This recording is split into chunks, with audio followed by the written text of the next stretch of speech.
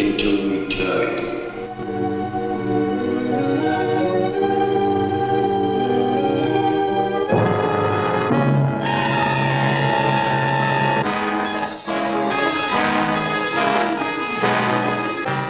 You are under the power of the Scarab, Jackson. Your weapon is in the right-hand drawer of your vest. Use it.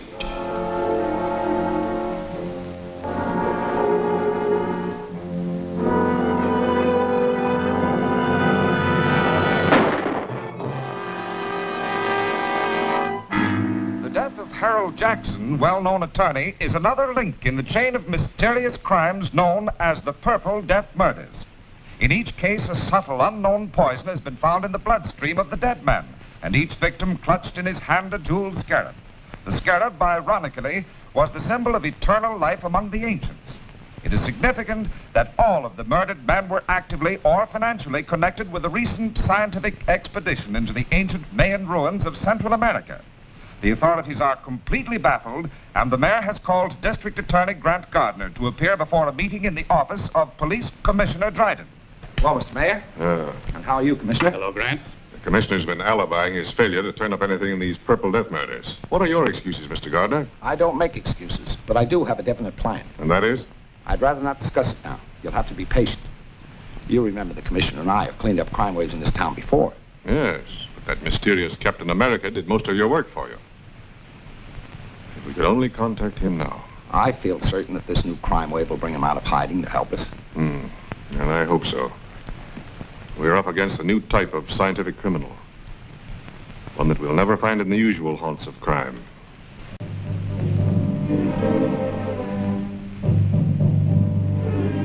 I tell you, Dr. Maldo, there's a curse on everyone connected with that Mayan expedition. Jackson's gone, and Wilson, and Evans. Why, you or I may be the next victim of the Scarab's Purple Death. My dear Professor Lyman, you're overexcited. Calm yourself. Here, have a cigar. Thank you.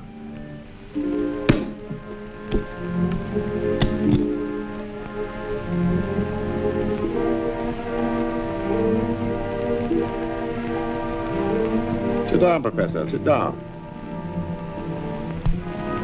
If there is an ancient curse upon us, this scarab who invokes it must be peculiarly mercenary. These men you have named are known to have withdrawn large sums of money from their banks just prior to their deaths. That's true. But I'm not wealthy. Ah, but the scarab wants other things. Rare jewels, paintings, antiques. He also wants scientific secrets such as you possess. Just what do you mean? The scarab wants the plans of the thermodynamic vibration engine which you have invented. How did you find out about my vibrator? The scarab has his own methods of obtaining information.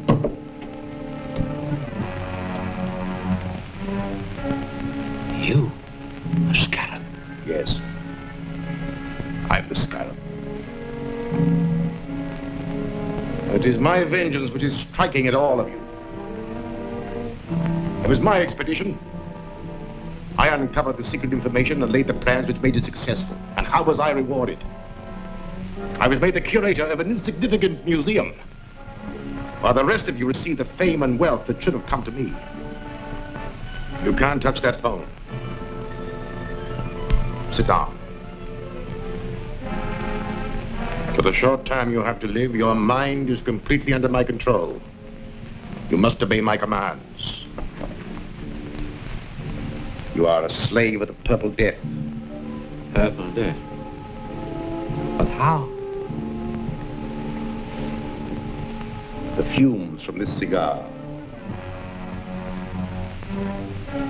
I want to know more about the vibrator. It is a device for harnessing light and sound waves into a powerful force which will disintegrate any known material. And can be used by me as a powerful weapon of destruction. Yes. Splendid. Where are the plans? At home. In the safe. Write down the combination.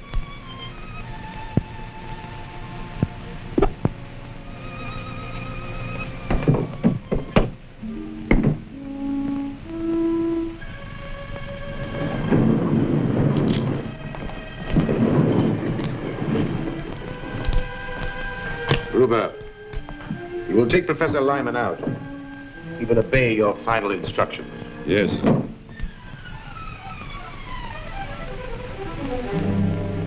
Step this way, Professor.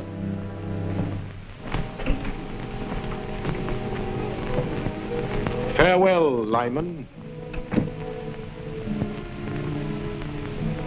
You'll find the plans in Lyman's safe. Here's the combination.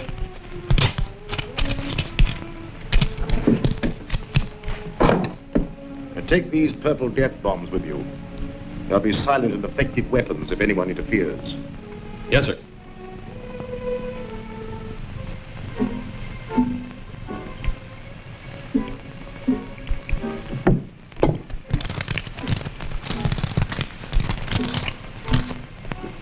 This is what we're after. Just a minute.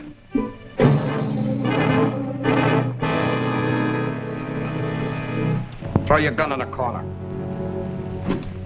You too.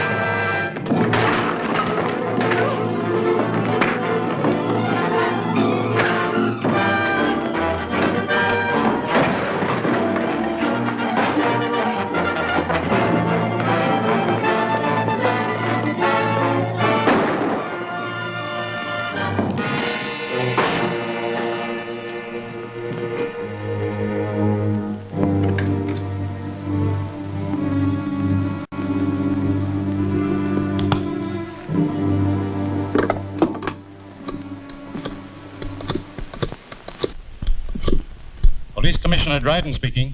This is Captain America. What's that? Where are you? Never mind that. Professor Lyman's life is in danger. Professor Lyman is dead. He stepped off a curb in front of a truck. Another Purple Death accident. Well, at least I've accounted for one of the gang. You'll find his body at Professor Lyman's house. That's all.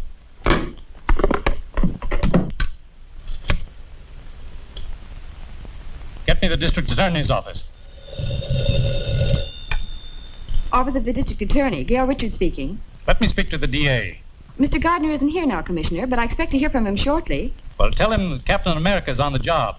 He just killed one of the Purple Death murderers. I'll tell him.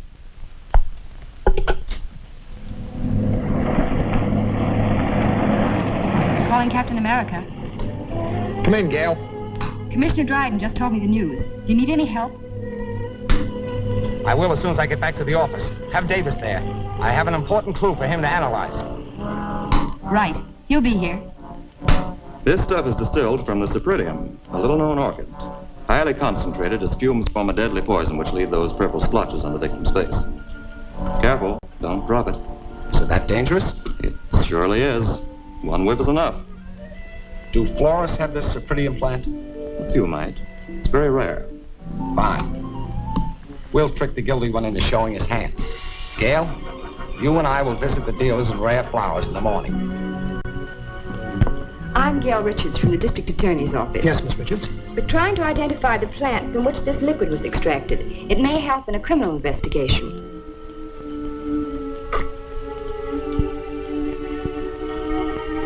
Sorry, I can't identify it. Thank you.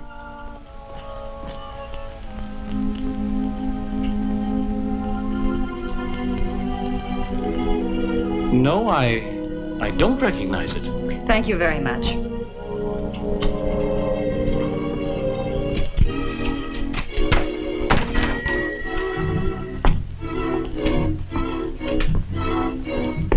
Can I help you, miss? I'm from the District Attorney's office. I have a plant extract which we're trying to identify with a murder investigation.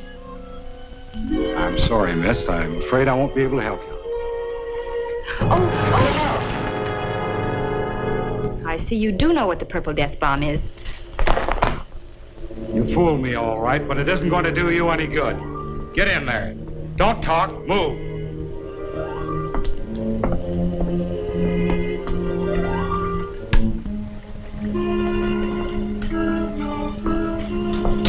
Well, this dame's wise to our setup. Turn around here. Tie her up.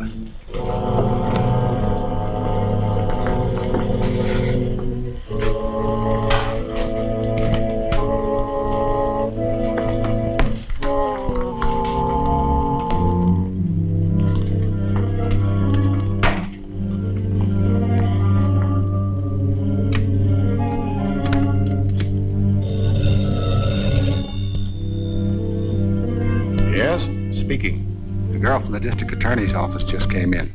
She had one of our purple death bombs and tricked me into showing my hand. What'll I do with her? You have plenty of the extract? Use it.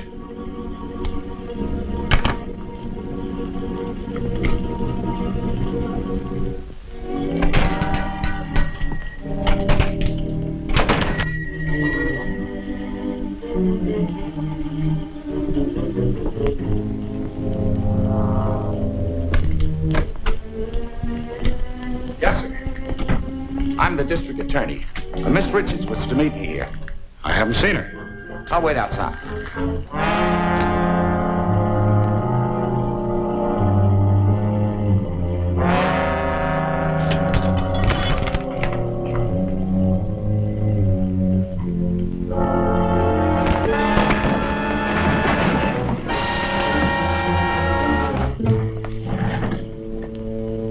Take me to Miss Richards.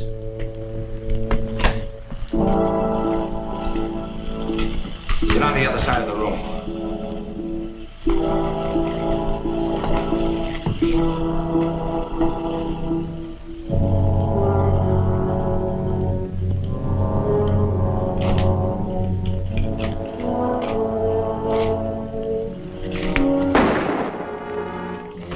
This contains the purple death. Drop that gun or we'll all die. The brilliant action of Grant Gardner, the district attorney, has exposed the source of the purple death poison. The cypripedium orchid from which it was derived will be destroyed wherever found. Mr. Gardner is conducting a searching investigation into the affairs and acquaintances of Professor Lyman, latest victim of the poison. I've just come from the district attorney's office. He's questioning all the survivors of the Mayan expedition. He doesn't suspect us. No. But we have something else to worry about. We are not the only ones who know the secret of Lyman's dynamic vibrator. Is there another set of plans? No. Worse than that. There's a working model which Lyman and his assistant Gregory constructed at Professor Dodge's laboratory. The district attorney is taking some technicians there tonight to see a demonstration and learn all about it. But if they learn how it works, then my secret weapon will no longer be a secret. And someone will ultimately devise another machine to counteract it. Therefore, the model and Gregory must be destroyed tonight. that won't be difficult. The directions with these plans show how to step up the power of the machine so high that it'll destroy itself, along with the building and everyone in it. But suppose Captain America is on the job again? We know that Captain America gets information through the office of the district attorney. All I need do is to give the district attorney a tip about the scarab that will send Captain America off on a false scent. And that I have arranged to do tonight.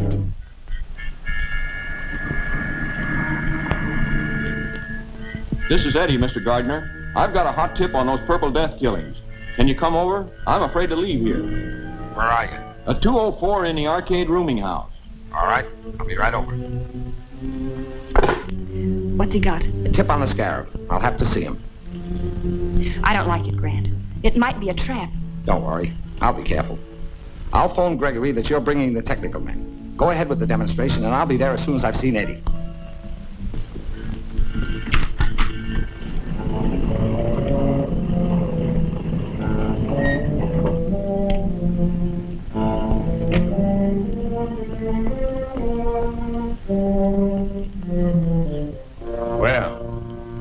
phone call worked, all right.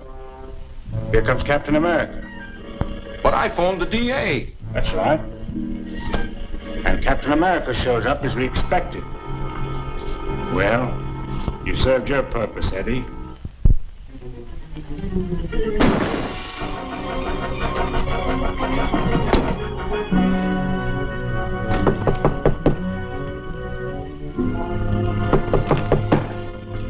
Come in.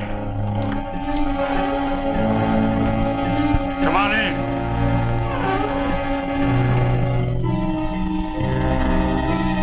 Come on in.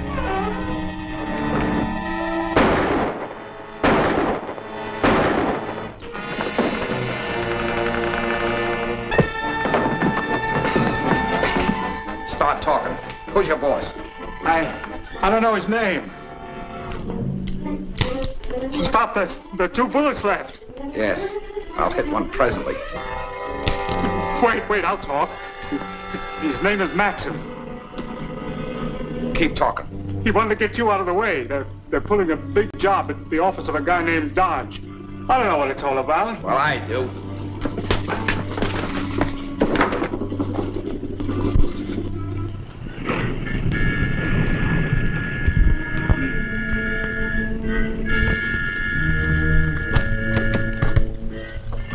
Good evening, Mr. Gregory. Good evening, Miss Richards.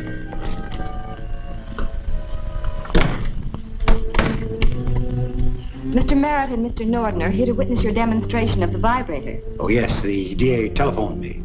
I'm glad you came. I alone know the secret of this machine, and it's a heavy responsibility. So, come this way, please.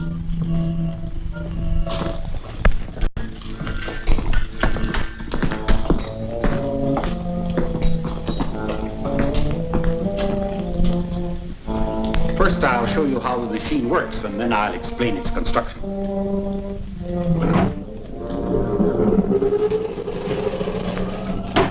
In a few minutes, we'll have generated sufficient power to destroy this miniature structure. Now, if you'll step this way, you will see the result of the demonstration.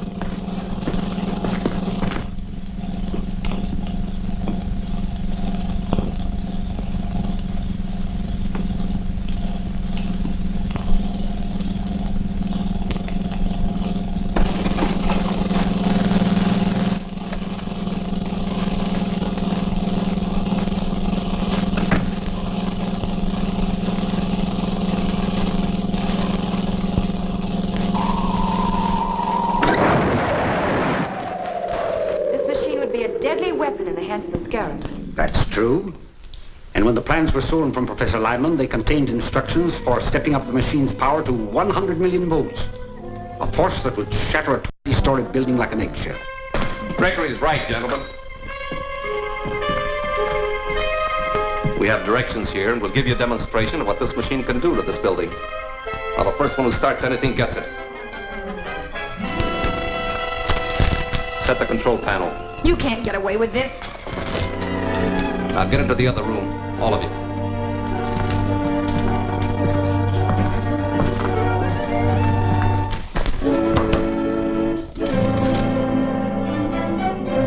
Before we wreck this building, I want all of Professor Dodge's papers. Open that vault. I said open that vault.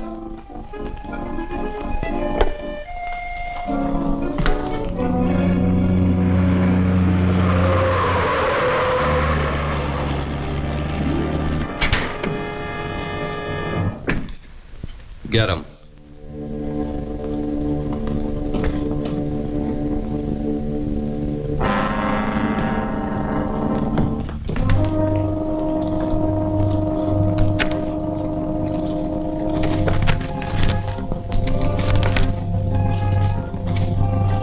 Get in the vault, all of you. This is murder. That's right. Wholesale murder.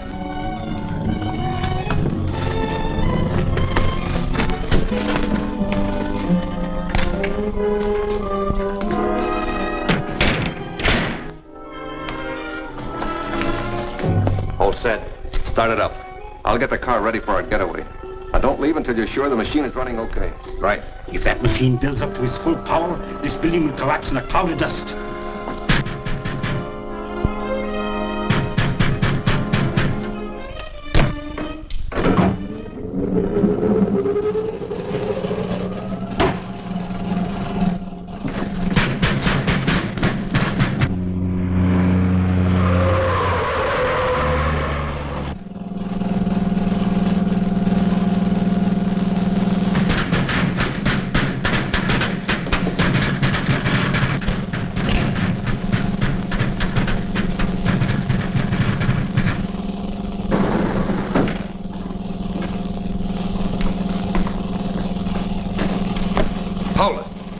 Captain America. What's happening in there?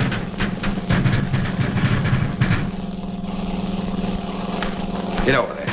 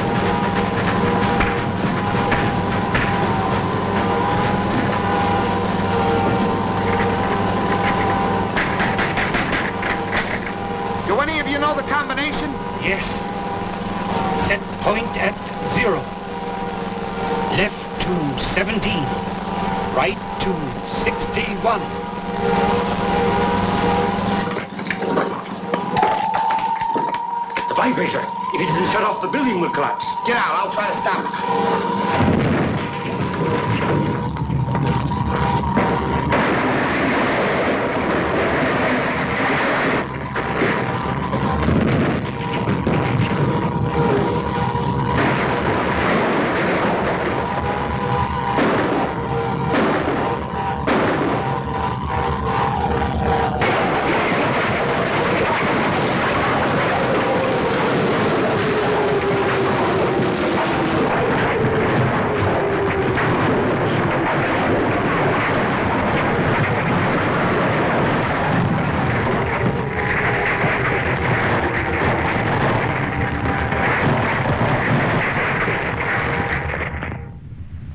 Finest buildings destroyed.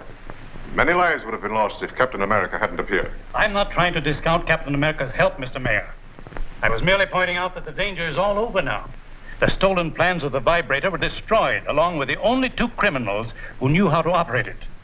The Scarab is completely disarmed. I'm afraid that's not entirely correct, Commissioner. You know that Matson got away with most of Professor Dodge's papers and plans. What were the plans?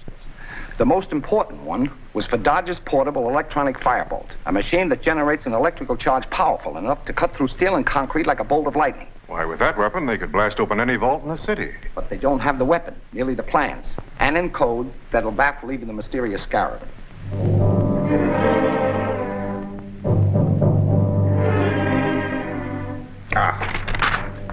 We're getting nowhere. Professor Dodge is clever. The plans are impossible to decode. We've got to decode. With the electronic firebolt, all the wealth and art treasures of the world will be mine. Well, since we can't break the code, I shall have to persuade Professor Dodge to do it for us. But Dodge is under police protection. The authorities are the only ones who know where he is. They won't stop me. I'll get that information from the DA's most trusted assistant, Miss Gail Richards.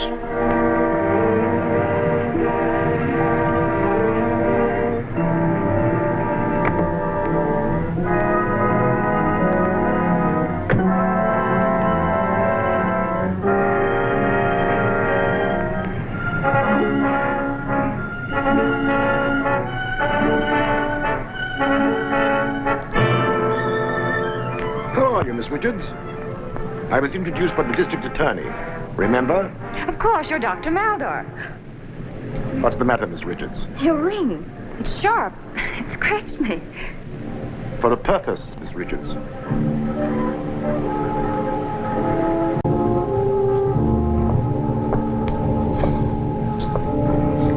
You are under a powerful hypnotic influence that forces you to obey me. I will obey. Where are they keeping Professor Dodge? In the district attorney's apartment, suite 304, Winston Arms. Is the district attorney with him? No, but he's going there soon. How is he guarded? There's a policeman in the apartment with him. Now listen carefully. You will go up to your office and telephone the man who is guarding Professor Dodge and tell him that 2 detectives from the district attorney's office are coming over to question him. You must hurry, as the effect of the serum will be working off in a few minutes. When it does, you will remember nothing that has happened. Do you understand? I understand. Good. Then go quickly.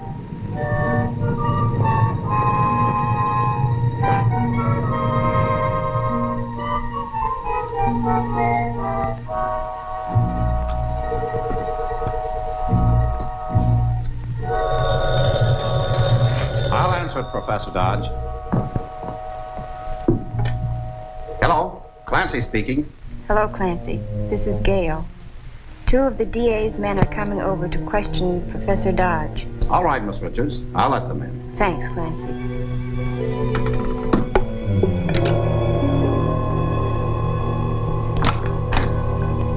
Hello, Gail. Say, what's the matter? I don't know. I feel dizzy. What you need is fresh air. Suppose you drive over with me to see Professor Dodge.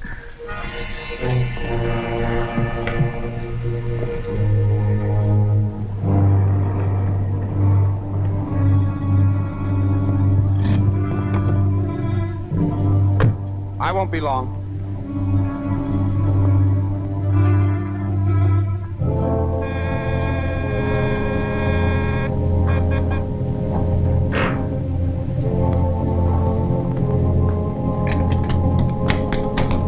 Hello, Clancy. How's everything? You're covered, Mr. District Attorney.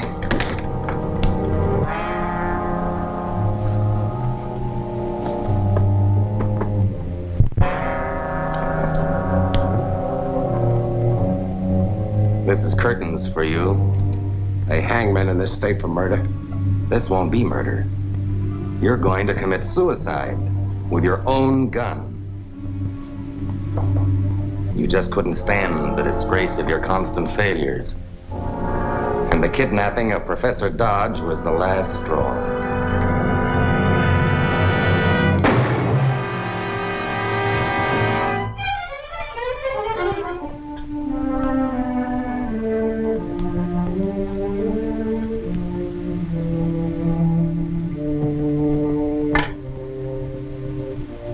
Oak Ridge 631.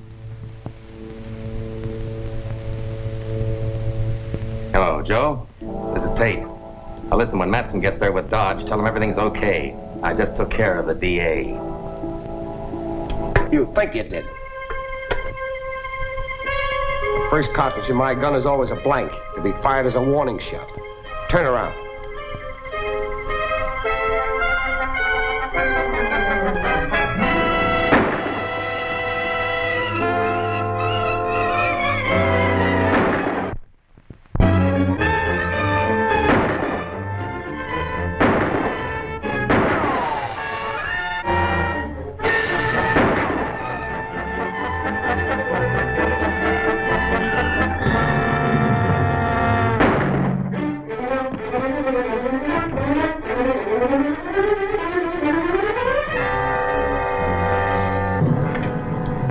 This is the district attorney. Please get the telephone supervisor and find out the address of Oak Ridge, 631. Call me back here.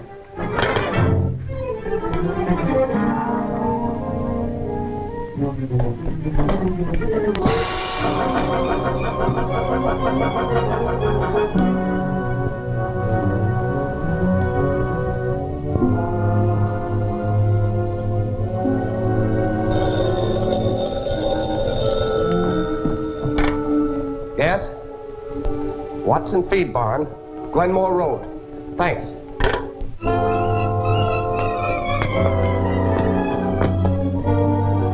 Matson has taken Professor Dodge. I'm going after him. Clancy's up in my apartment out cold. You phone the commissioner, tell him what happened, and then take care of Clancy. Right.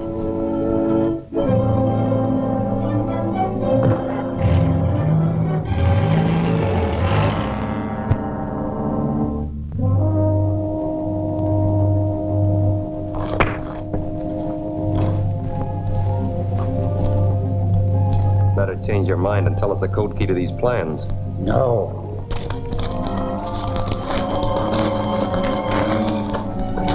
Start the tractor. Okay.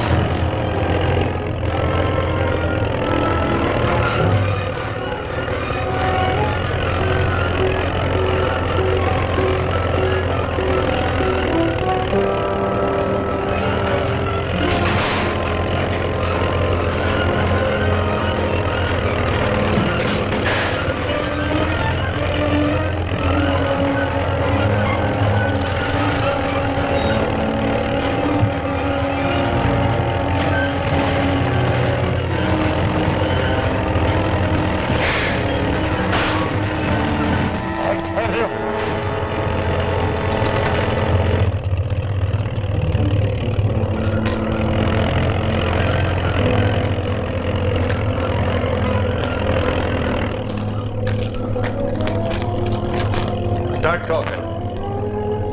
I'll have to show you in writing. All right. But no tricks.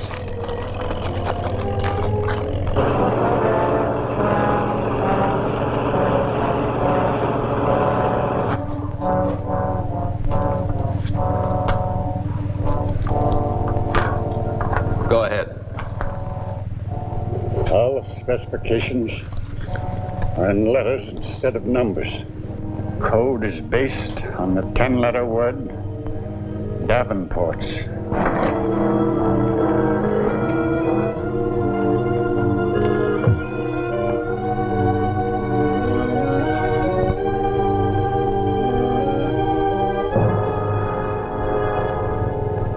That's all there is to it. This better be right. Tie him up again.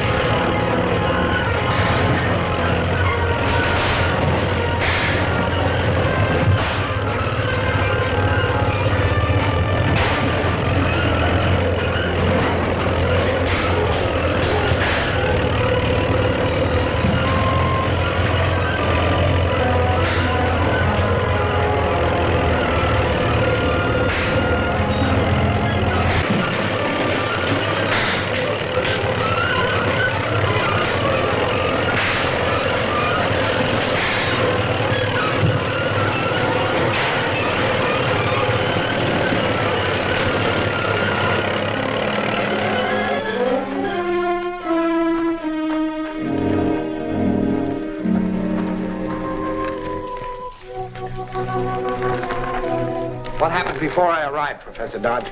They forced me to reveal the code key to the plans for my electronic firebolt. With that machine, they can break into any safe or vault in the country. Well, that's probably just what they plan to do.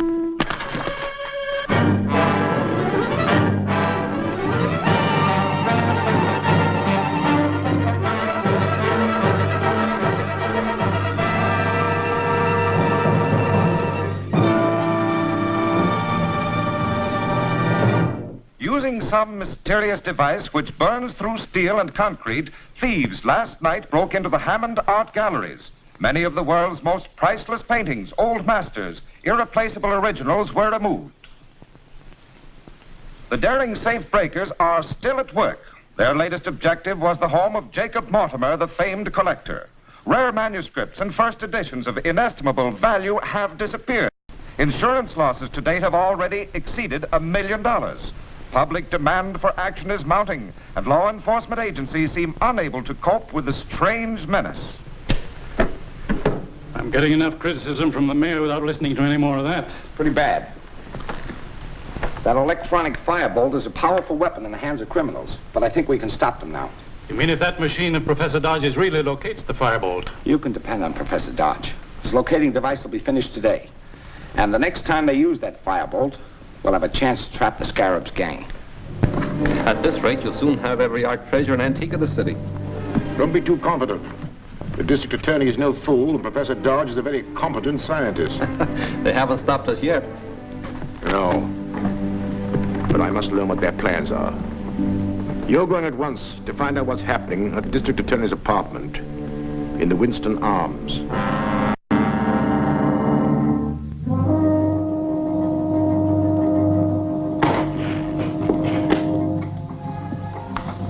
Finished? All except the installation of the theatrical tubes, which must be fitted by the skilled technicians of the Munson laboratories. And as a precaution, Mr. Gardner wanted to take the control unit to the laboratories himself. I'll tell him it's ready. Get me the district attorney.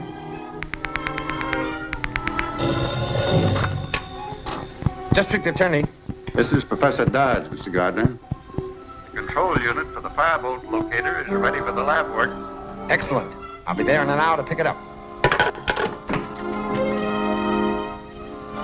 Looks interesting, Professor. Are you sure it'll work? Positive, Mr. Gardner. With the Theatron tubes installed, we can locate the electronic firebolt wherever it is used. I'll take this to the laboratories, get the tubes installed, and be back here before dark. Clancy, you better stand guard out in the hall. Yes, sir.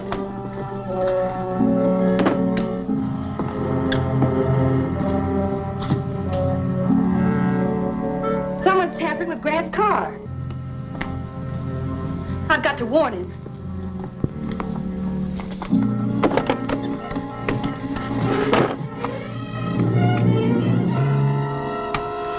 H.I. M.A. calling H.I. Come in, M.A. The job's finished. The stuff will make his motor heat up. And as soon as it hits the boiling point, the car will explode like a bomb. Here he comes.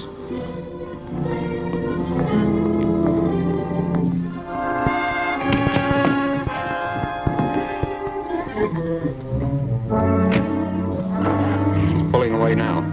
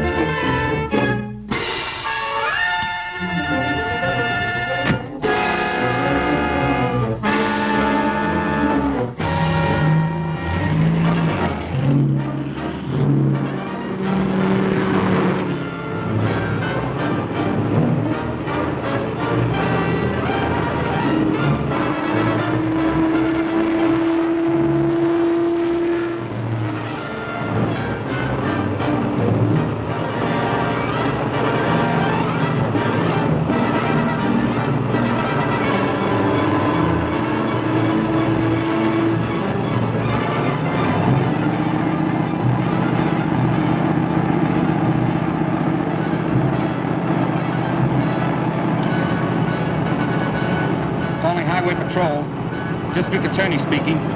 I'm traveling north on Route 50.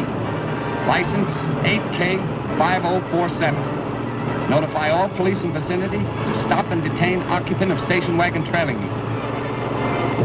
District Attorney, license number 8K5047. Traveling north, trailed by station wagon. Got it.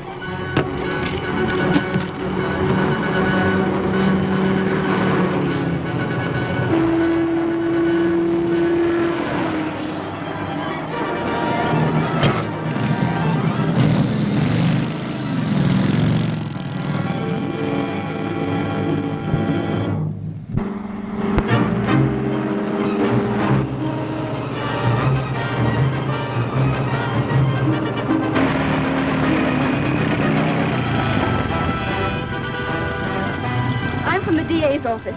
Here are my credentials. I'm trying to overtake the DA. Someone's tampered with his car. I'll phone headquarters to flash him a radio warning.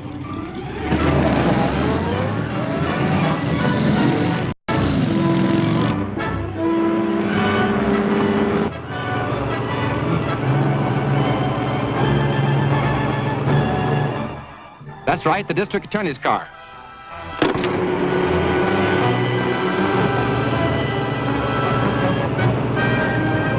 Highway Patrol calling District Attorney Gardner. Urgent. Come in, please. Gardner speaking.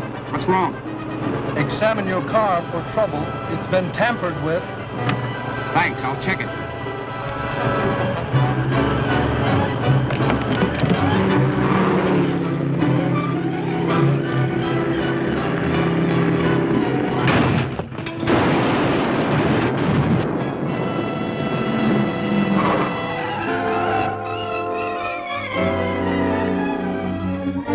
Thank heaven you're safe. So is the control unit for Professor Dodge's locating device. The scarab won't know that. I'll prepare a headline that'll convince him it's still safe to use the firebolt. Let's go. Mystery car explosion injures DA. Scientist locating device unit destroyed.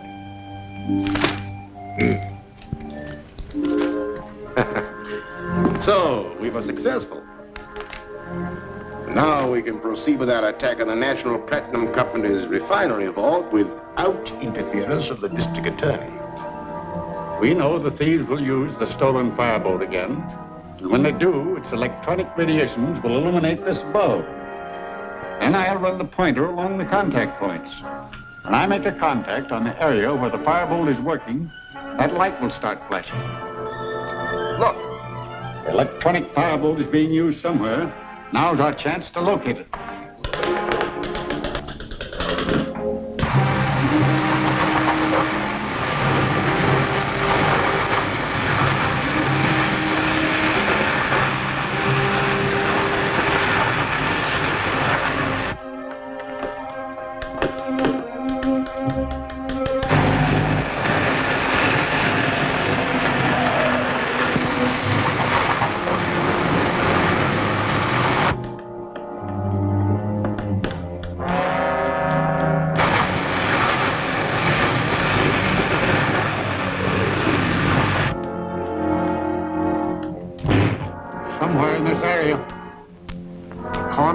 And Belvedere. Thanks, Professor. That's all I need to know. Mr. Gardner's a brave man, but I'd feel much happier if Captain America were with him.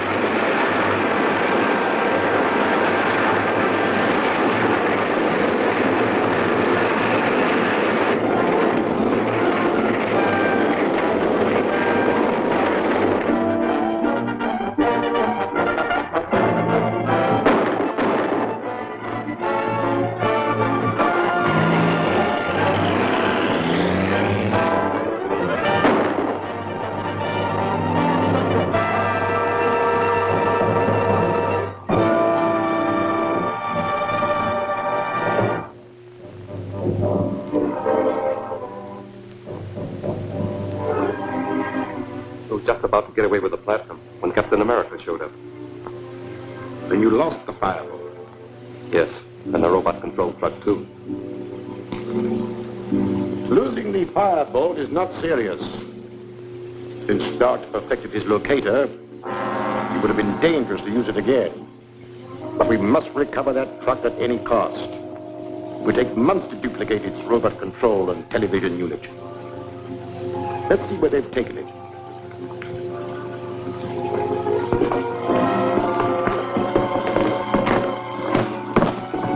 Turn on the television controls.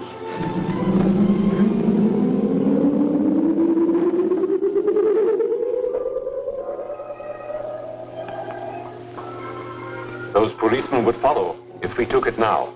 We must wait until they are removed. Stay here and keep your eye on it day and night. Government Museum, Dr. Maldo speaking. This is Grant Gardner, Doctor. Sorry to call you so late, but something important has just come up. Yes? I just received a phone call from the attorney of the late Professor Lyman. He's reading the will in the morning. Since you and Professor Dodge are beneficiaries, he wants you both to be there. I'll be glad to attend. What time is the meeting? 10 o'clock in the morning at the Lyman residence.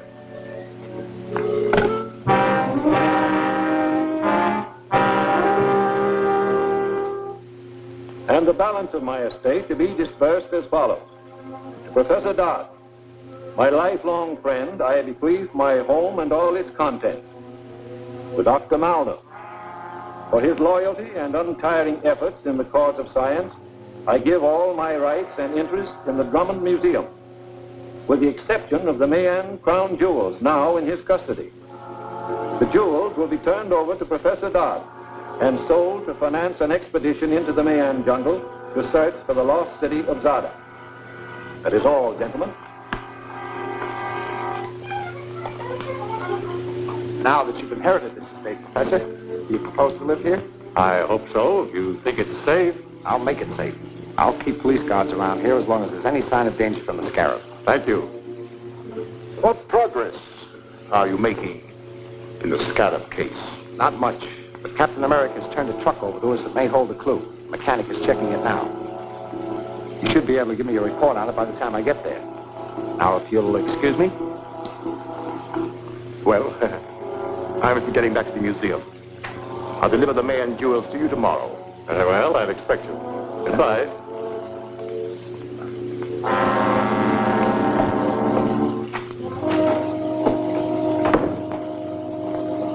What happened? Oh, they treated me as they always have. Lyman willed me his interest in the museum, which I already control. His only possession of any real value, the Mayan jewels, must be handed over to Professor Dodge tomorrow. Of course you intend to give them to him? Oh, certainly, certainly. That is, if the Professor Dodge is still alive. Is he still staying at the DA's apartment? No, he's at the Lyman house under strong police guard. It would be easy if you only had a robot-controlled truck. Exactly. Come in quick. They're checking the truck. What do you make of it? Well, there are some details that I can't figure out, but it's robot control. With a device something like the automatic pilots used in planes, it can be driven without anyone at the wheel. How is it steered through traffic? I can't tell exactly, but a controlling device would have to be nearby, perhaps in the car following. You didn't find a television unit concealed in the roof. Thanks very much. If it's robot controlled, why haven't they driven it away from here? 2 motorcycle officers would have followed it. I'll fix that. Then they can take it whenever they want. And when they do, I'll be inside. All right, boys. I'll take over now.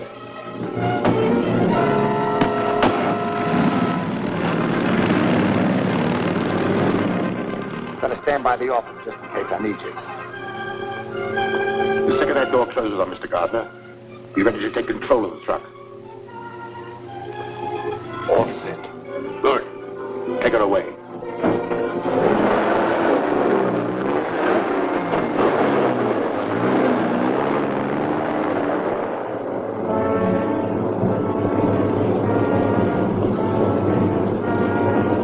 Take her to the 10th Street garage.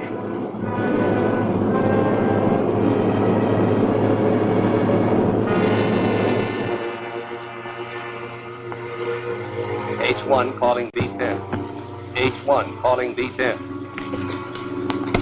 B10, come in. The robot truck is on the way to you. Be ready for it. We're set. Get set for the district attorney, too. He's in the middle compartment. The scarab wants him alive. Alive, get it? Right.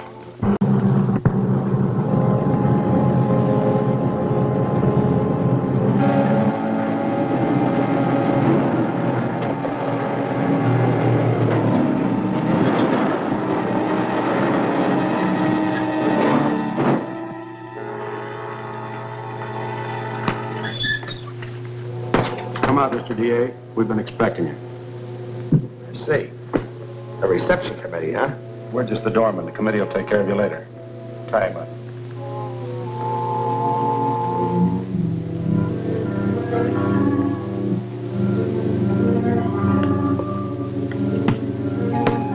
B10, calling H1. Go ahead, B10. Everything's okay? Yes, I know. We're watching you. Now put a load of explosives in the truck. We're going to crash it into Lyman's house and finish off Professor Dodge. What'll I do with the DA? Keep him there. The scarab will attend to him personally. Right. We'll put enough explosives in to blow Dodge and the house clear off the map.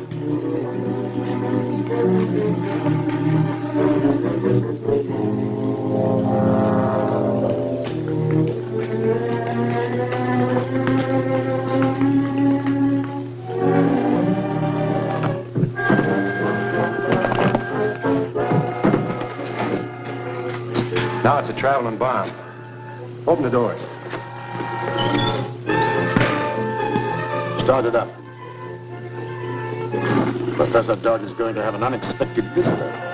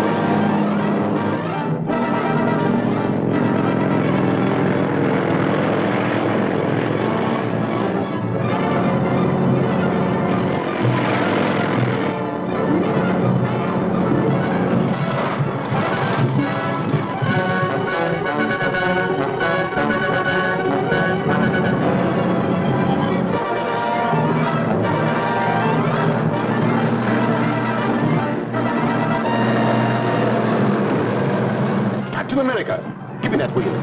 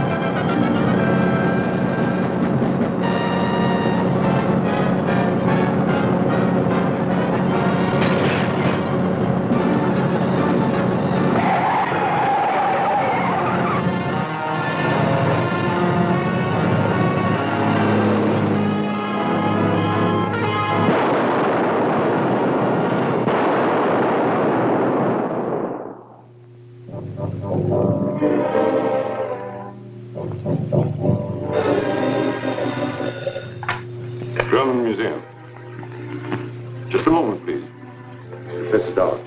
Oh. Hello, Dodge. I've just decided to go to South America with the Fletcher expedition. We're leaving tomorrow on the Hermosa. I can't stand being under the constant threat of death from the Scarab. Yes, I know. I read the papers. You've been through a terrible ordeal. Is there anything I can do? Yes, my ship sails at 4 in the afternoon. Could you bring me the Mayan crown jewels in time for me to turn them over to my dealer? Certainly. I'll be there in good time. Is there anything else? No, thank you. The district attorney is attending to all the arrangements. He's keeping a police guard here until I leave and furnishing an escort to the pier. Fine. I'll see you tomorrow.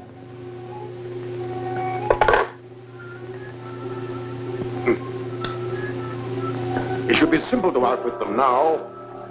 Matson, this is an assignment for Agent M32. Have him make a reservation on the Hermosa and instruct the steamship line to call for his trunk at his rooming house.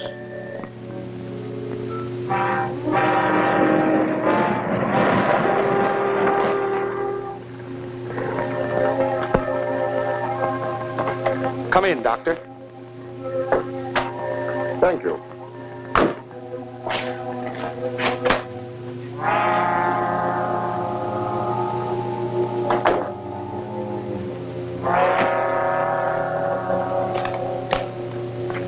Here is a list of the jewels. You'll find the collection intact. Of course. Beautiful, aren't they? Precious stones that women love and men die for. True enough. Would you sign this receipt, please?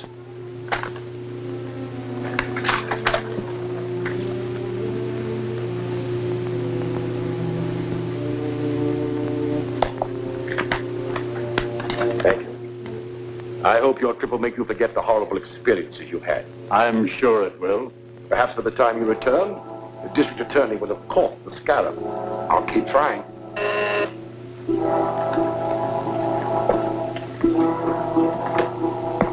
Hello? Have them drive in. I'll check their credentials at the house. It's the expressman for your baggage. Well, bon voyage. Thank you, Doctor.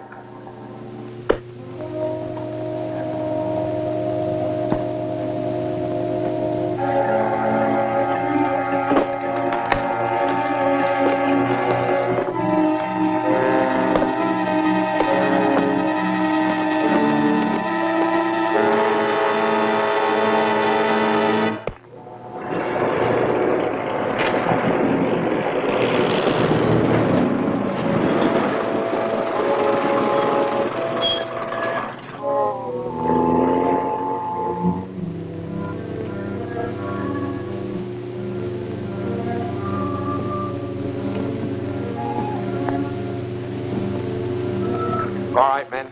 The baggage is in the hall. All right.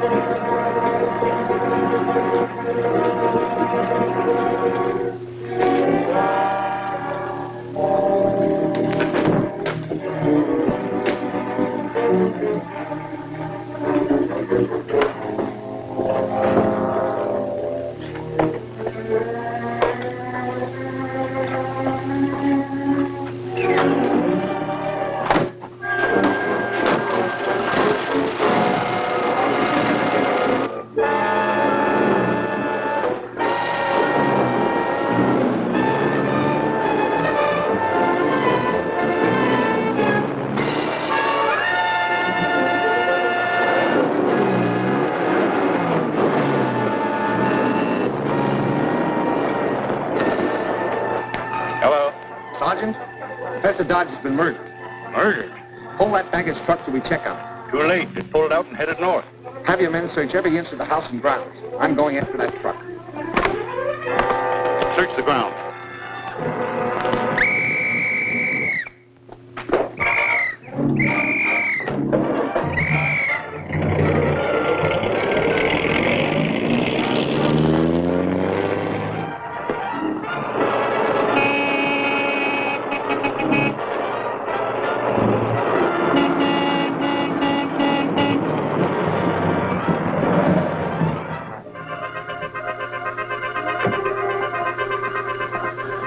take a look inside this truck.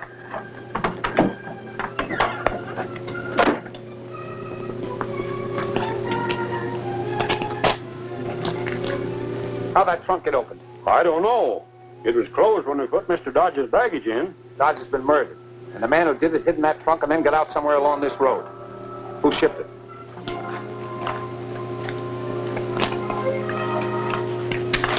There you are. John Taylor, 721 West Avenue.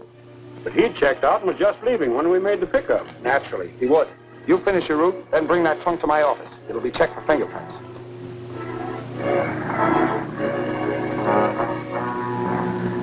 Did you have any luck, Chief? Yes. Get me the police commissioner immediately.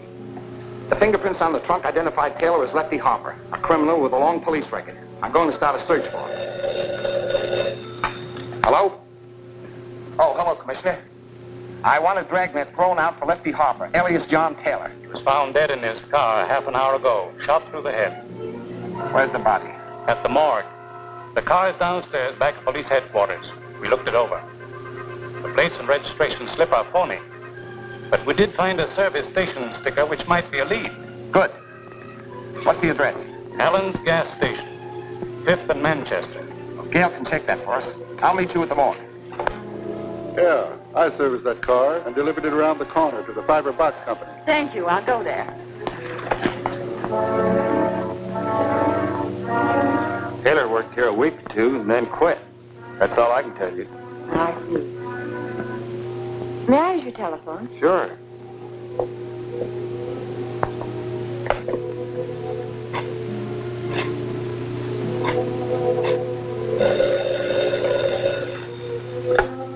Hello? Yes, Gail. Where are you? Fiber Box Company. Taylor was a transit worker here, but he left. They don't know anything more about him. That's what they say.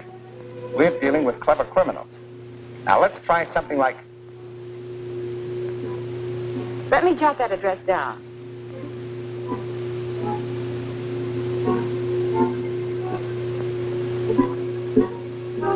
I'll go right over. Thank you.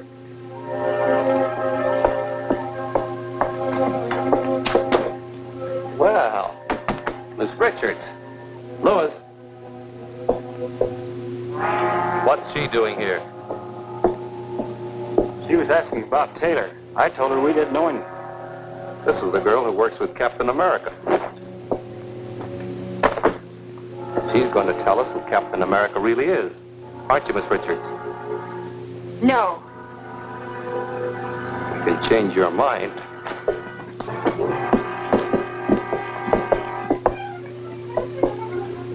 Show her how that paper cutter works.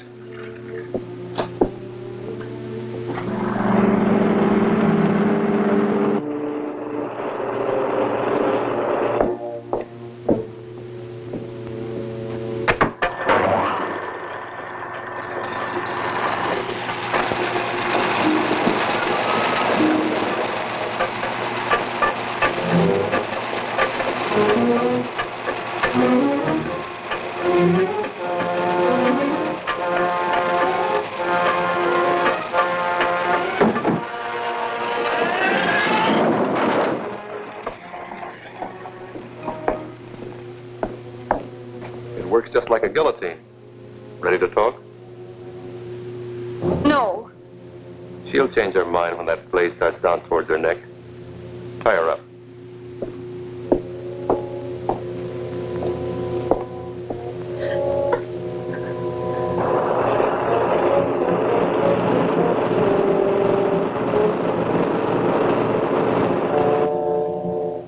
This is your last chance to talk.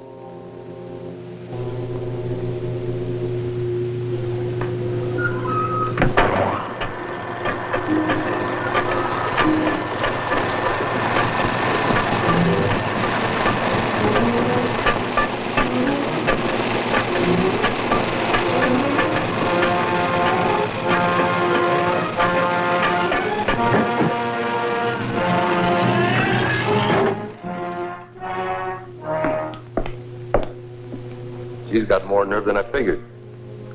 I better phone the boss and put it up to him.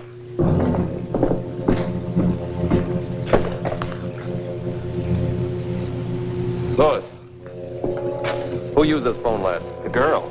She left the connection open so they could hear us. We've got to get her away fast. Halt! Captain America.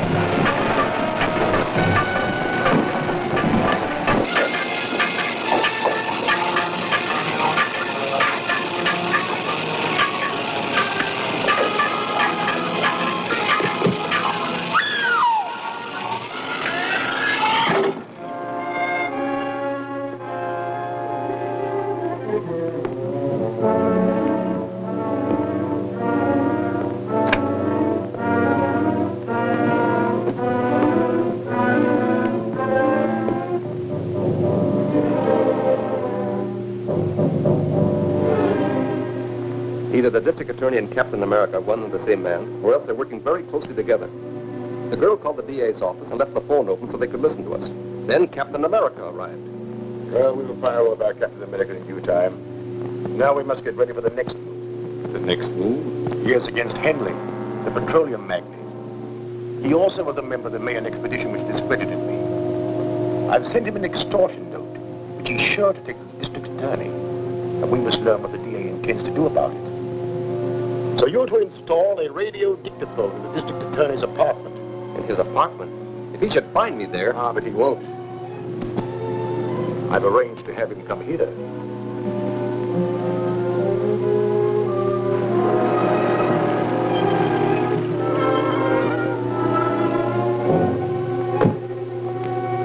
Shine, sir? Not today.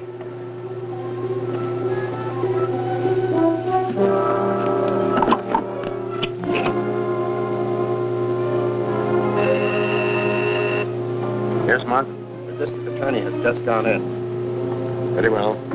On your way. I'll keep him here long enough for you to finish the job.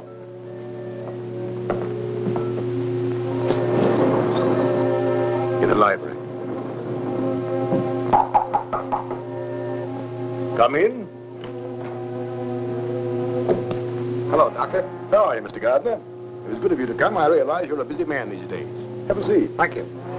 I'm very busy, but I knew you must have a good reason for wanting an interview. Thank you, I have. The National Academy of Science has asked me to prepare the material for biographical articles on the members of the Mayan expedition who have been murdered. I'd appreciate it if you look over these notes to make sure I'm not divulging any information to the criminals that might interfere with your plans to arrest them. They're only a few pages. Perhaps you could look them over now. Certainly. I'd be glad to, Doctor.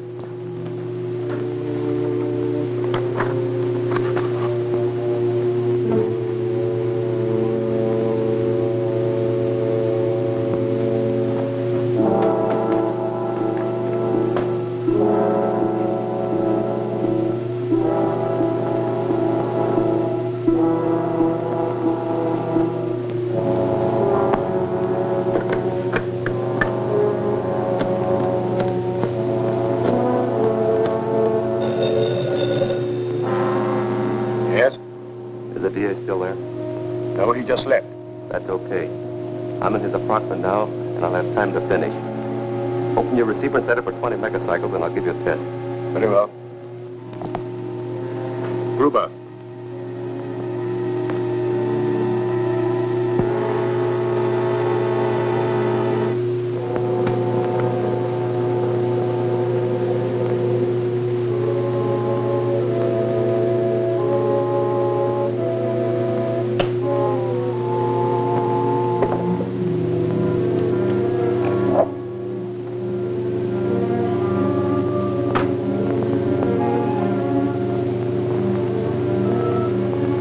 Calling H1. M3 calling H1.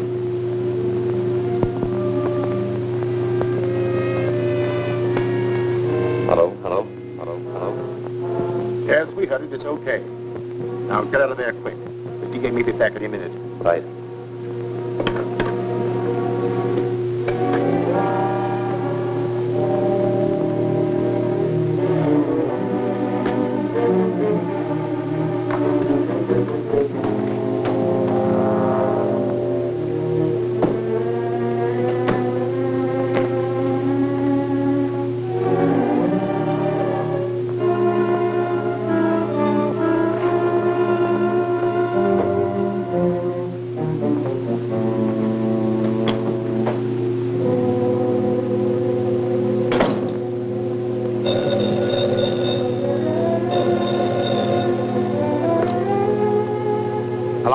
Hello, Chief. Mr. Henley is here. He's in a panic. Henley? Petroleum magnate? Yes, he's waiting in the outer office. He's received an extortion note signed by the Scarab. He wants to see you at once. Oh, I see. All right, Gail, get a police escort and bring Mr. Henley here. When did he arrive? About 10 minutes ago. I've been trying to get you, but your line was busy. What? What's that? I said I tried to get you, but your line was busy. All right. I'll expect you in about 15 minutes. Very good. When Henley arrives, we know exactly what they propose to do.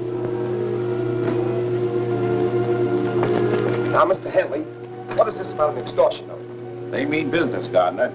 Something's got to be done quickly. Henley, if you value your life, you will obey the following instructions implicitly.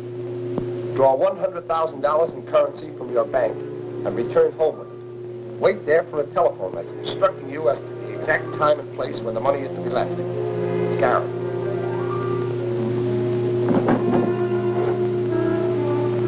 How did you receive this?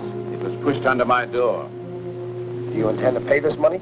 Of course I intend to pay. It's my life I'm buying. I consider it worth the price. I'll consent on one condition. You are to remain on the police guard, and Miss Richards will deliver the money. That's satisfactory. Will you try and capture the extortionists when they come for the money? That won't be necessary. We have a specially constructed carrying case for just such an occasion as this.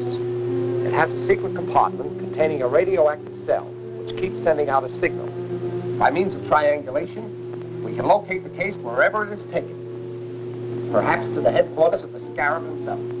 I'll take care of the mechanical spy. We'll take every precaution to protect you. But remember, we're probably dealing with a homicidal maniac. You call me at my office as soon as you learn where the money is to be delivered. I will. We'll walk you to the elevator. Now the homicidal maniac will plan a counterattack. Bye. Good luck. Thank you.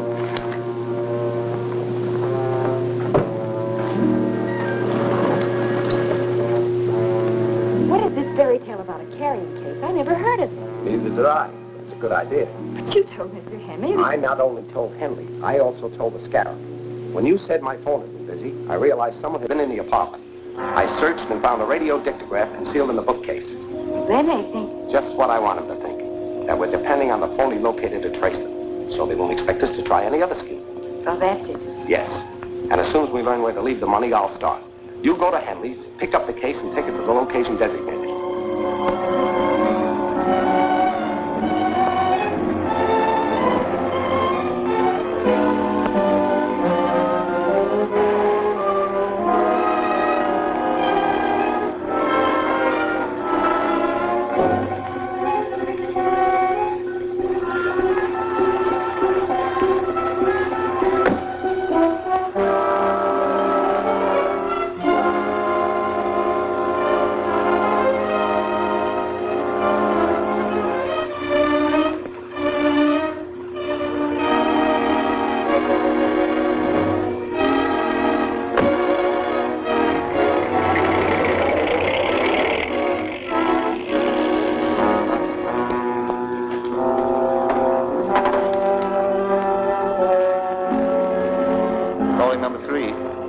calling number 3.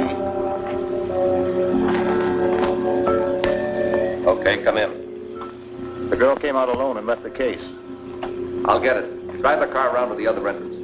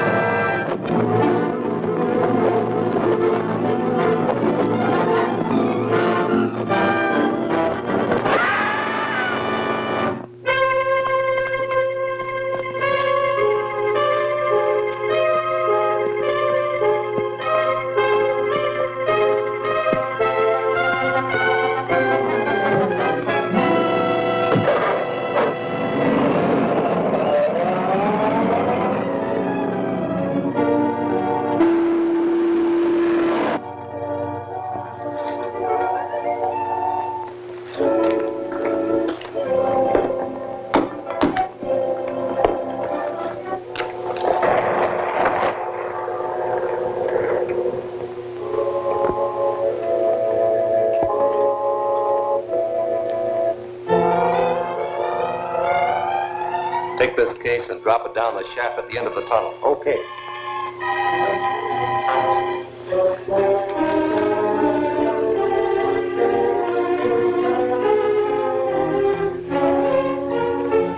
Get your hands up, Matt.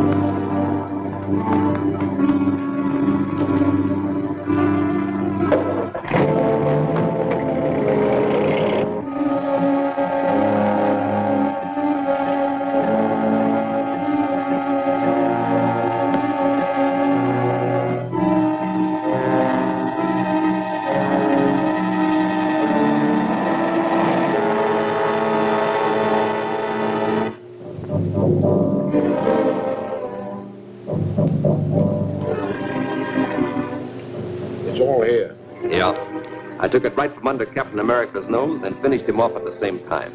You should have gone down the shaft to make 7. Anyhow, we got the money and outsmarted the district attorney. Perhaps.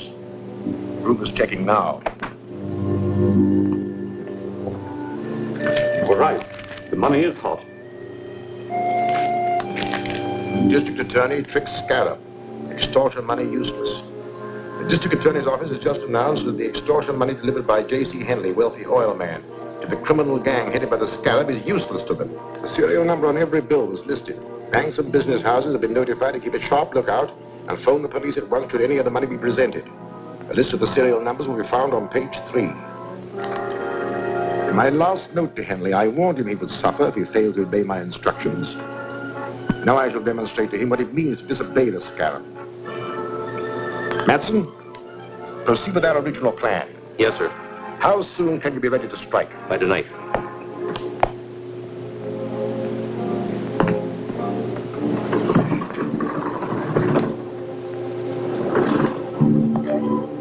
After tonight, Henry will be glad to pay any price I demand, in spite of all the protection he can get from the district attorney. And although your trick to prevent the use of the money was successful, you will soon learn how dangerous it is to disregard the scarab's orders. Scarab. When did you get this note? It slipped under my door about an hour ago. You know, I was a fool to take your advice. I should have paid the money without any strings and had it all over with. What assurance do you have that the scarab would have stopped with one demand? Once you start paying extortion money, there's no end to it. But the second note doesn't ask for money, it just threatens me. Oh, I want to help you, but, well, I've got to consider my own safety. I've considered that too, and made arrangements to keep you right here in my own apartment under guard. But neither you nor any member of that Mayan expedition can be really safe until the scarab and his gang are run to earth. Of course, you're right. It's a hopeless task. Not exactly. This was in the pocket of the man found at the mine. Just a card from a used car lot. It isn't much of a clue. No, but it does indicate that the dead man has had some connections with the used car lot.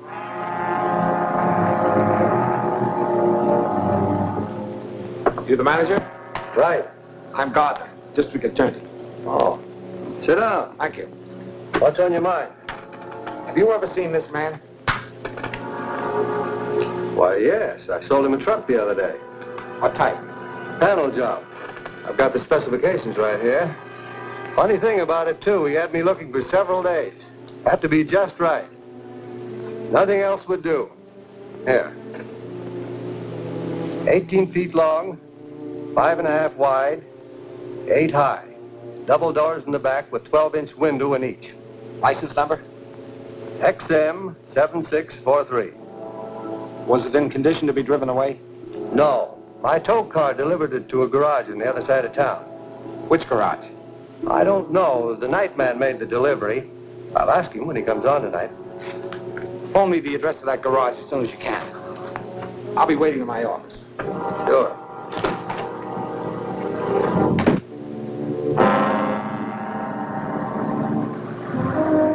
So far, the only clue we have is the license number and how it beat. Hello? Just a moment. It's for you, Chief. Hello? Hello, Mr. Gardner. I have the information you want. It's Martin's garage on 5th Street. That's right. Martin's garage.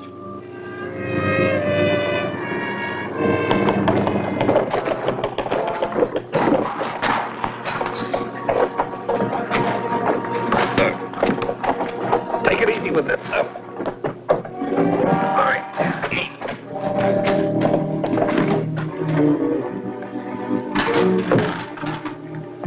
This sure looks like one of the real company trucks. Yeah, good job. That's exactly like the one used at Henley's plant. Hurry up. I'm supposed to be on my way to the oil plant now. Hey, what about Barton? He's getting the blueprints. I'll pick him up on the way. Slide the door back, will you? Here.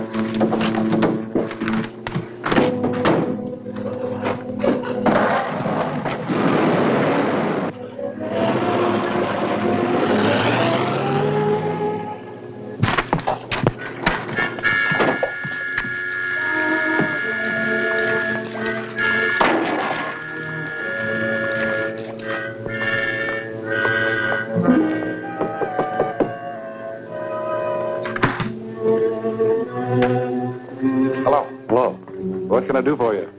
I'm the district attorney. I'm looking for a large panel truck. Well, we don't sell trucks. We only fix them.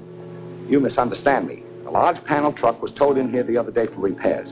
The license number is XM 7643. Oh, yeah. It needed a new motor, and we didn't have any, so we turned down the job. The owner took it someplace else. You don't know where it was taken, do you? No, I don't. And you didn't do anything at all to it? No, not a thing. You don't mind if I look around, do you? Oh, go ahead. Help yourself. Thanks.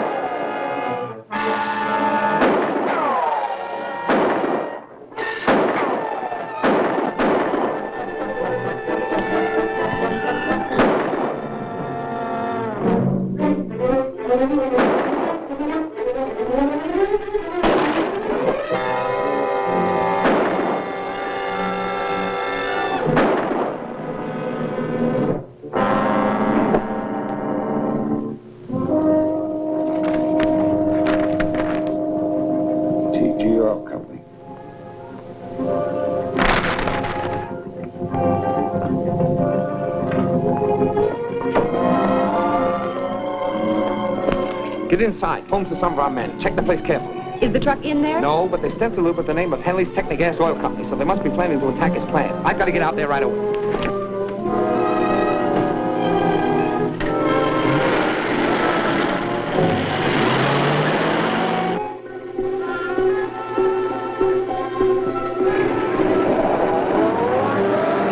Hey, wait a minute. I've never seen you before. New man? Yeah. I'll have to see your pass.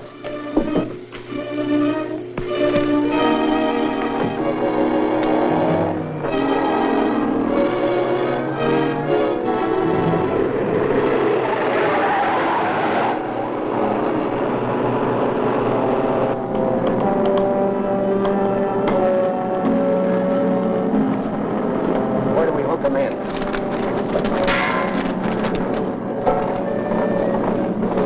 Connected into this pipe. The nitro gas will feed through these pipes into every building in the plant. Wait. There's 200-pound pressure on this line.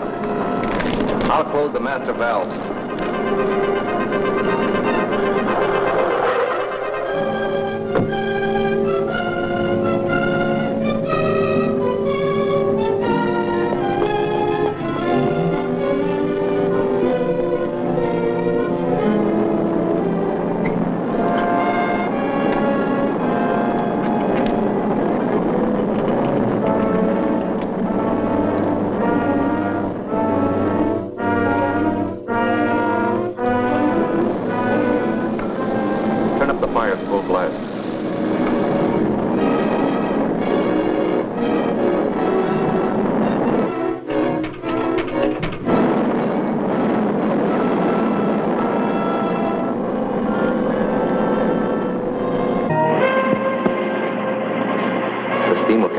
Gas into every building in the plant. As soon as the pressure hits 350 pounds, the gas will ignite and the whole place will blow up. Well, let's get out of here. Open up that master valve.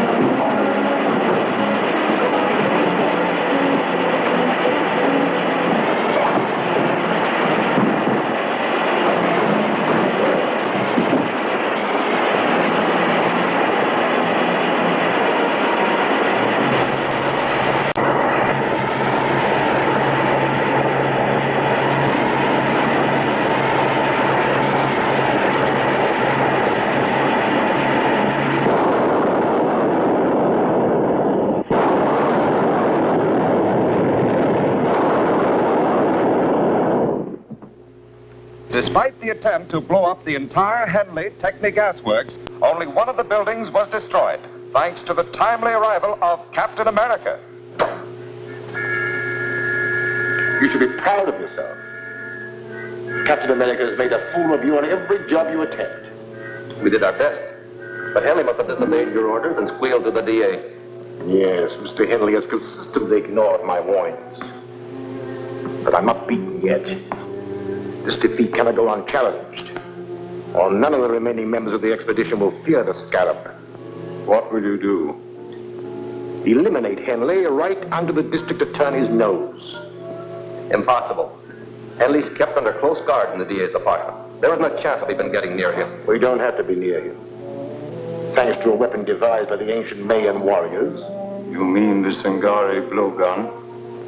Exactly. Our native Mayan agent, Zula, is an excellent marksman with a blowgun. We will post him where he will have an unobstructed view to the entrance of the district attorney's apartment.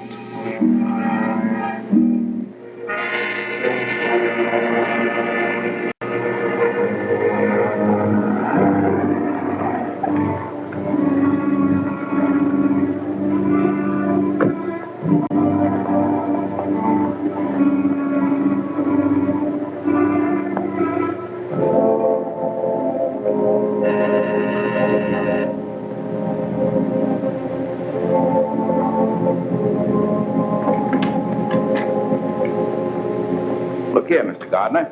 I've had about enough of this confinement.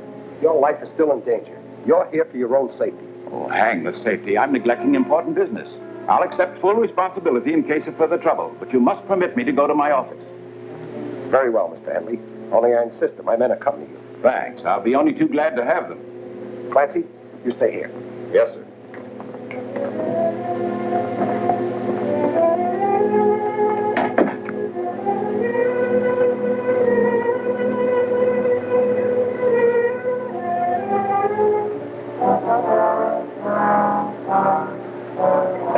Bring your car around in front of the building. You're taking Mr. Henley to his office. I'll follow in my car.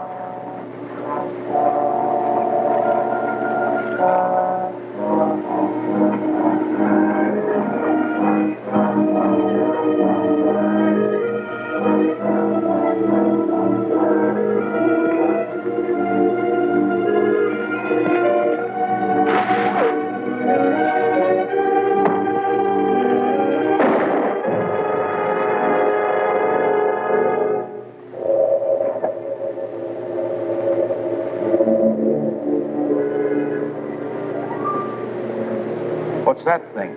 A poison dart with your name on it. This should convince you that you're still marked for death. Attempt on life of J.C. Henley, industrial, this foil. DA to investigate origin of ancient poison dart weapon.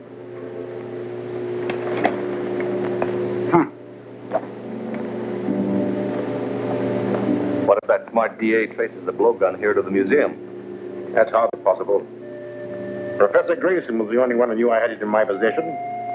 He died over 2 years ago. No, Matson. We have nothing to fear from the district attorney.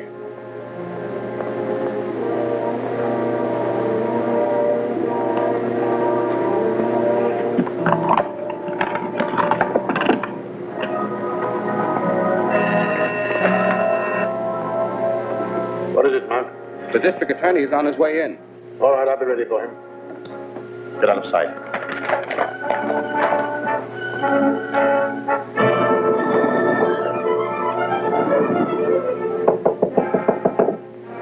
Come in. Hello, Doctor. Hello, Mr. Gardner. What brings you here? I have a clue which may lead to the man who made the attack on Mr. Henley's life. Yes, I read about it in the papers. A shocking exhibition of barbarism. Fortunately, Mr. Henley escaped, and he's now safely on his way to a secret destination. We got the man who fired the dart. But this weapon, ever see anything like it? A Singari blowgun, used by the ancient Mayan tribes in primitive warfare. A valuable collector's item, Mr. Gardner. Any idea who might have had such a thing? No. The only person who could have helped you was Professor Grayson, an authority on darts and blowguns. Unfortunately, he died several years ago. Yes, I know that. I've already wired Professor Grayson's family, hoping they might know someone who can help me. Well, I hope you're successful, Mr. Gardner. Thank you, Doctor. Good day. Bye.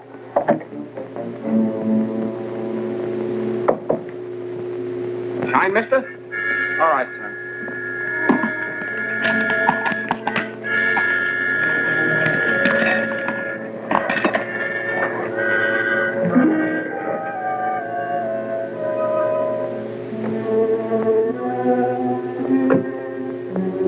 I hoped I'd find you here. We just received a long-distance call from Robert Grayson in Northridge.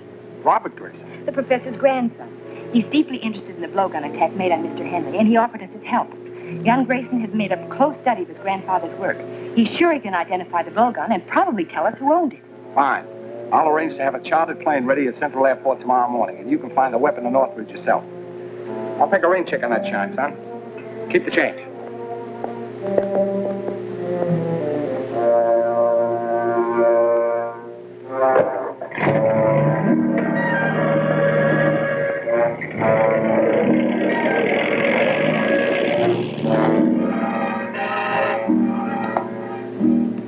Yes, Mark.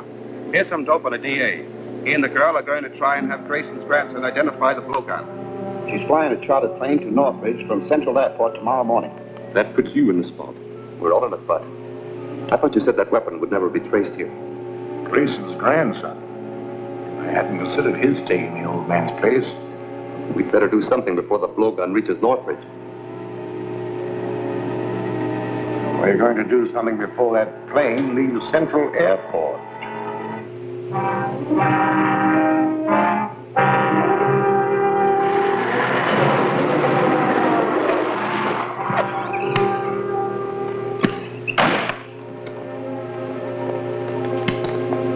We're from the DA's office to check on that plane he ordered yesterday. It's on the field. You want to see it? Yes. Right this way.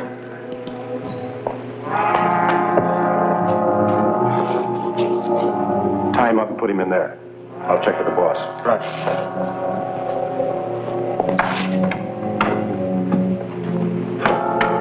Calling H1.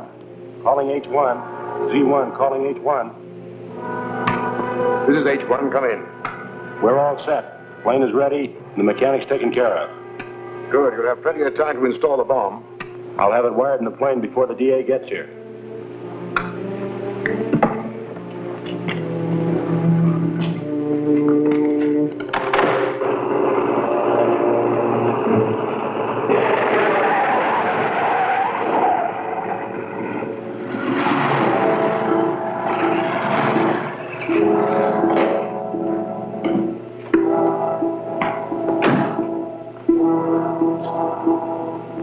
I'm the district attorney. Is my plane ready? Yes, sir. She's out on the field and ready to go. Fine.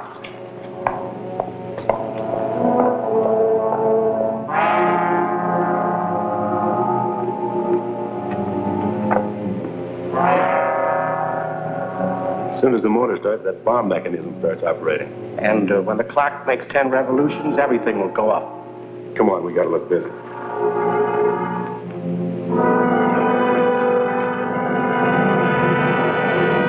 Good luck, Gail. I'll make it all right. Bye. Bye.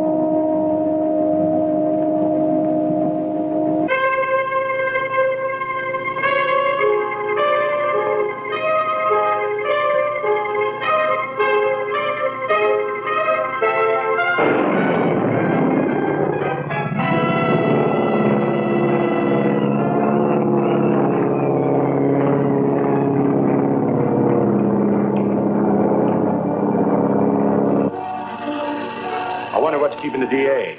We better find out.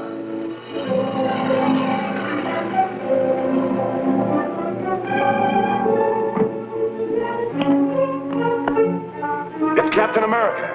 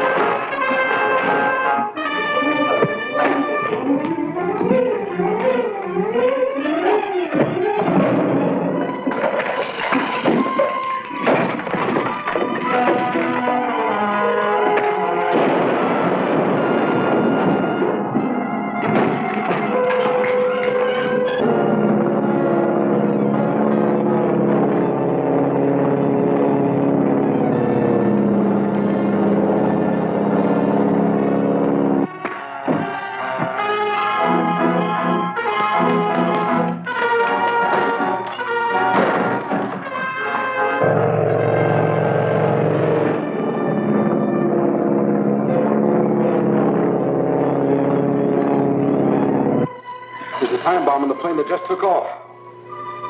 What's the radio wavelength for that plane? 1575 megacycles. Thanks.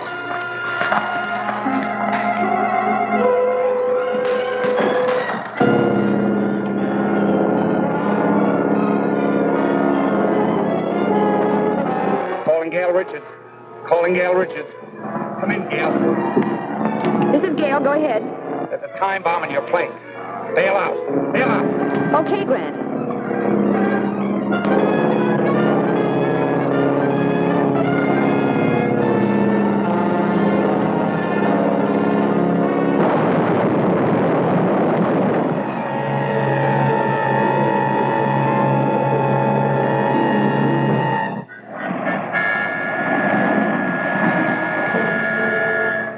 Scarab must have feared the blowgun would lead directly to him, or he wouldn't have gone to such extremes to destroy it. He certainly did a thorough job. There wasn't even a fragment of it left in the wreckage. I don't think those two prisoners will help us much. They're just two small-time thugs hired by Matson for that particular job. I wonder if the Scarab ever heard that the police make plaster of Paris copies of all important pieces of evidence. But we didn't have time to make a replica of that blowgun. I know that, but the Scarab doesn't. We could let the news leak out through the underworld that we have an exact duplicate from which Grayson can identify the owner of the original. And I'm willing to bet it won't be long before the Scarab hears about it.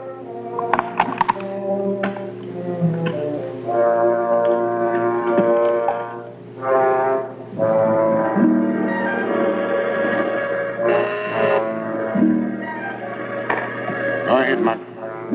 Number 31 reports the DA has a plaster model of the blowgun. He's wired Grayson to come here to identify the owner. That's all. A model? Why did they make a model of it? Routine procedure, I suppose. This calls for action. We have no time to lose. We must find out where Grayson will go when he arrives. Put every available man on the job. Check reservations on every train, bus, and plane coming into the city. Find out about all reservations in all the hotels. Get started immediately. This is a good reproduction, Walt. Should serve our purpose. But I'd like to see somebody translate those fake Mayan hieroglyphics I painted on it. District Attorney's office. Yes, Commissioner. He's right here. Yes? They fell for it, Grant. A man just asked about Grayson at the Hotel Metropole. And they told him that he reserved room 504 for this afternoon. Fine. That's just what I hoped to hear. Have you got a man at the Metropole? Yes. Donovan is taking the doorman's place. All right. Leave him there. But don't have anyone else around. I want them to be able to get away with the blowgun so we can follow them to the Scarab. We better give them a little time to get organized. Then we'll deliver this right into their hands.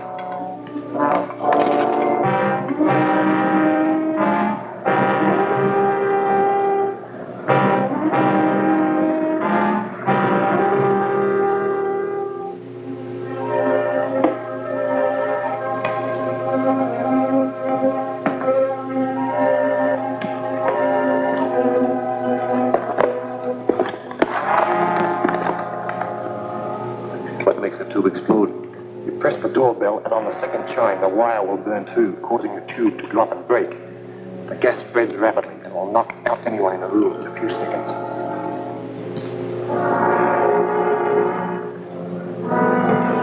Anything new, gentlemen? Yes. Madsen and 2 others went in a few minutes ago. One of them stayed in the lobby, a lookout, I guess, and the others went up to the room. What about their car? Parked around the corner.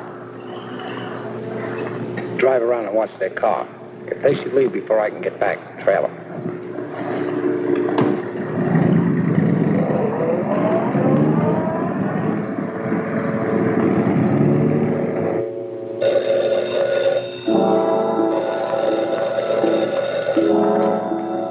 Yes? Okay. We'll take care of him. The DA's coming up here alone. He's carrying a long tubular case. A blowgun must be in it. Why is he coming before Grayson gets here? I don't know, but he's got the blowgun. That's all we want. Come on.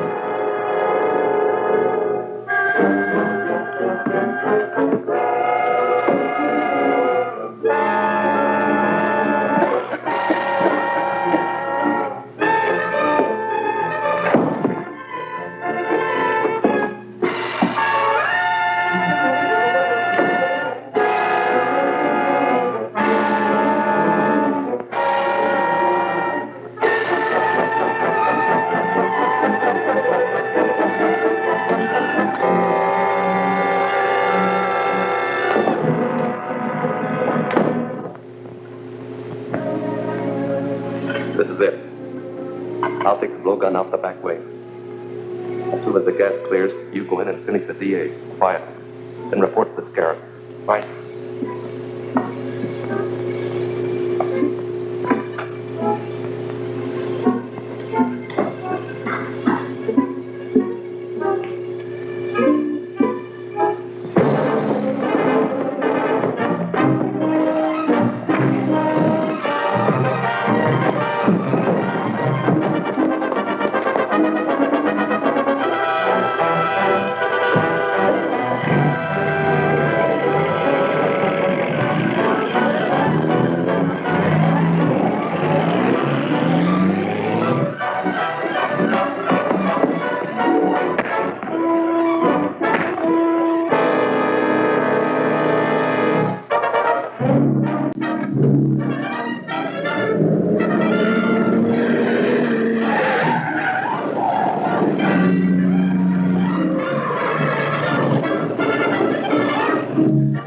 Matson drove out of the alley, and Miss Richards after him. Here, take my car. Thanks.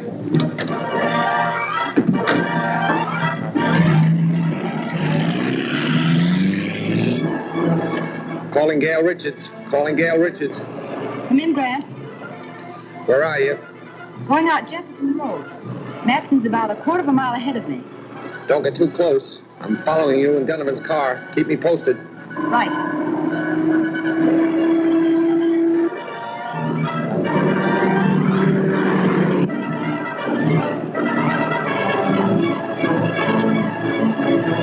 Calling Grant Gardner. Calling Grant Gardner. Come in, Gail. He just turned off toward that old barn east of the river. I know the place. Drive past it, then double back and keep an eye on it. I understand. Don't start anything unless you absolutely have to.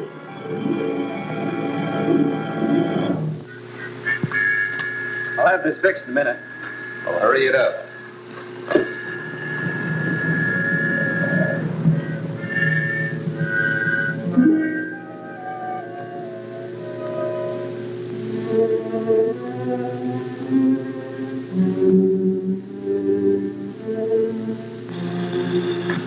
Calling H1. Calling H1. Come in, M3. Did you get the blowgun? Yes, everything's okay. I'm not so sure. Norton hasn't reported in yet. He hasn't. I better go back to the hotel and find out what happened. Norton must have got in trouble. I'm going back to look for him. You're staying right here, Matt. Back up. You too. Tie him up.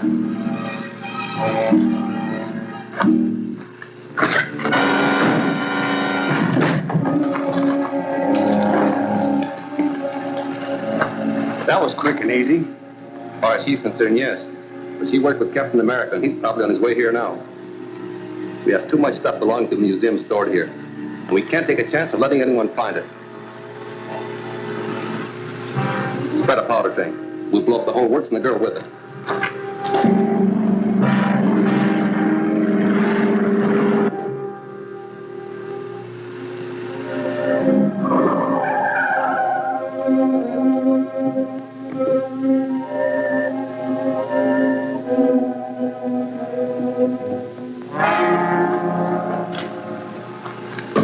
All set.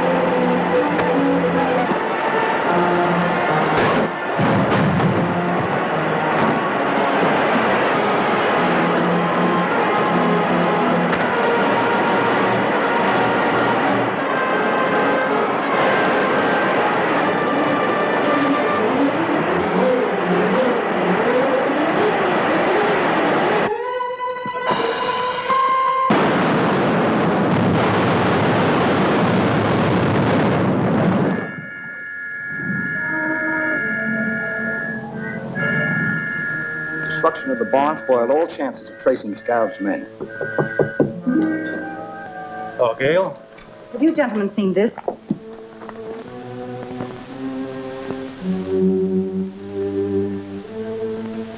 Dr. Clinton Lyman brother of the late Professor Lyman, who was a victim of the Purple Death, will demonstrate his latest invention at his home tonight. It is said that this device will restore life to plants and animals within certain limits of time. Witnessing the demonstration will be Lyman's fellow members of the Mayan Explorers Club. Why, that's dynamite. The Scarab's attacks have been made only on members of that club, and now they're publicizing a meeting like that. Looks like they're asking the Scarab to wipe them out. Get me Dr. Clinton Lyman's home, please.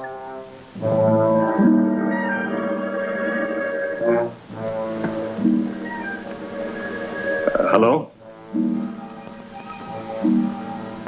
Oh, I never intended that to get into the papers. I simply mentioned it at a private luncheon at my club.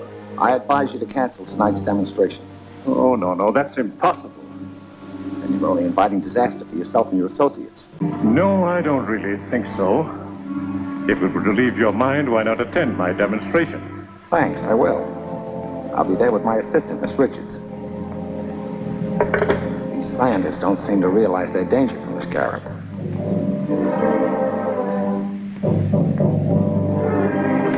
Have you seen this? Yes, I know all about it. I had lunch with the Mayan Explorers Club, and I'm among those invited to Lyman's house. Is there anything to this perpetual life machine? We will find out tonight. Lyman would try and bring a dog back to life, and the Humane Society is cooperating in the experiment. If his device works, I must have it. I've always dreamed of an elixir that would give me power over death itself. You'll be there yourself. How can you possibly? Oh, it's relatively simple. Dinner should be over at 8:45. About that time, the truck from the Humane Society should arrive at Lyman's residence.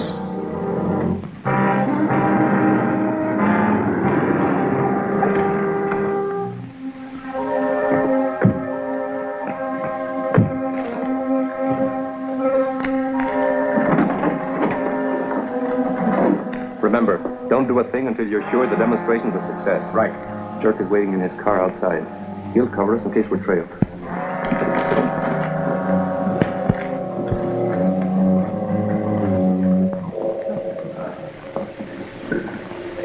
What beautiful roses. This morning they were withered and dead. My machine restored them to life. Marvelous. Can a machine be used to restore human life? I've never tried it, but I'm convinced it will. That must be the men from the Humane Society. Excuse me.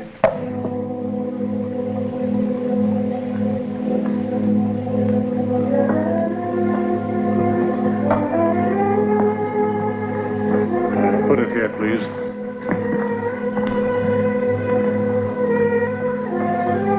Now, if you'll wait in the anteroom.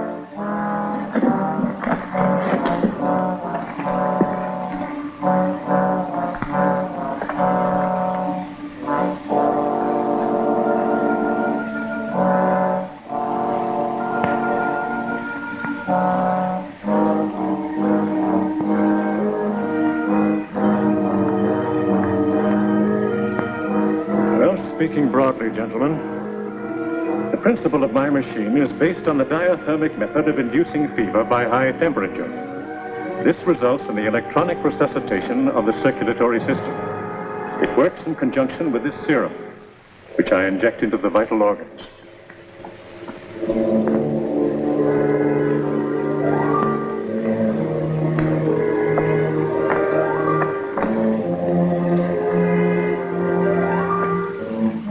If the subject has been dead too long, I cannot expect success.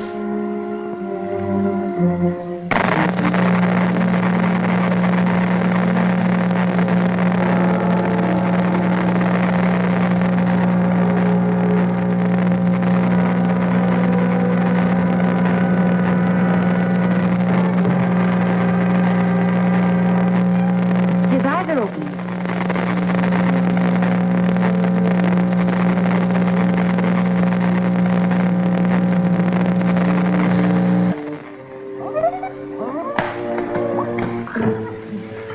Gentlemen, I believe the experiment is a success. Wonderful, a miracle. Congratulations, Doctor, on your great contribution to science. Thank you. Here, doggy. I'll get him.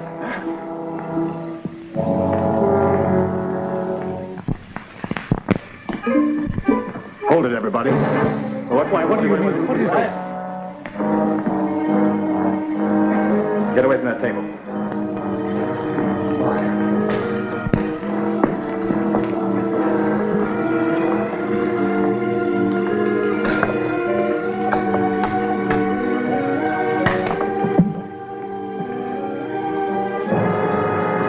Keep him covered till I get back to help you with Lyman.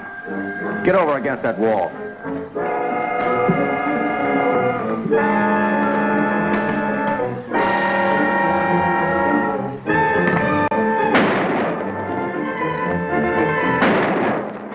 Something's gone wrong. Get away from here. I'll pick up Dirk and we'll take care of Lyman.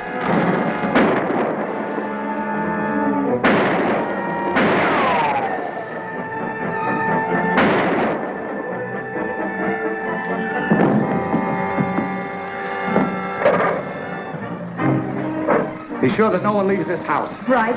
What is the meaning of all this? I don't know.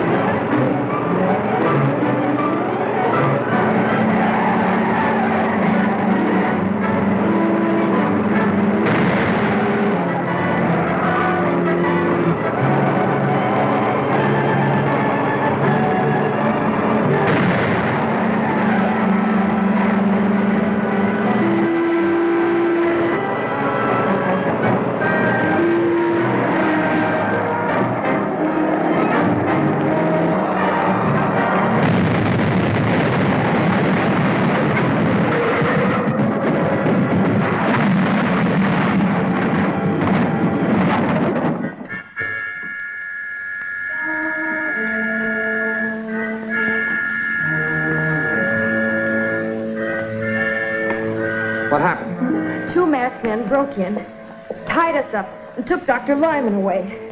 Dr. Melder was hurt trying to resist them. Tore the mask off one man. It was Matson. I didn't see the other man's face, but if I ever see him again, I'll know him.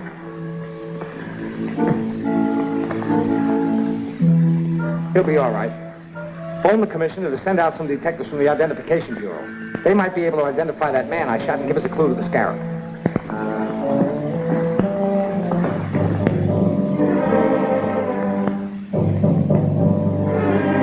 Lyman's at a research laboratory, and Hunt got through with the machine safely. We really outfoxed the DA this time. Not entirely. He found a watchman's key on Rick's body, and it won't take him long to trace it. Where did Rick work? He was a night watchman at the Collins gravel pits.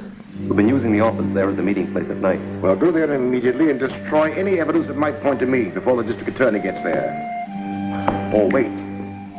I have a better plan. One that will remove the evidence and also the district attorney if he goes there.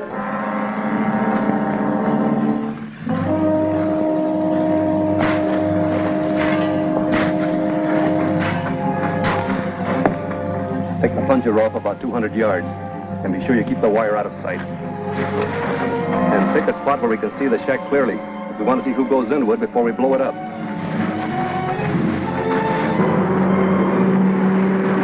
I'll jump off about 100 yards from the entrance. Keep going. You know what to do.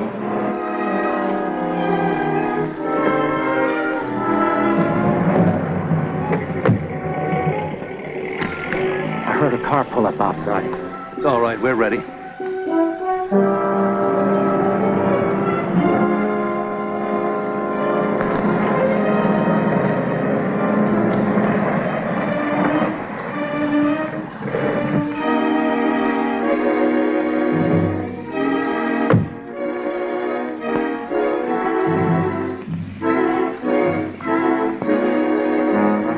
Girl.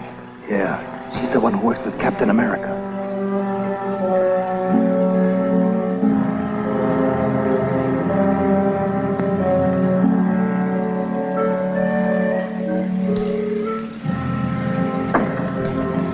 Shall I blow it? No, wait a minute. Captain America might show up, too. He'd never let her come out here alone. You're right. Get your hands up.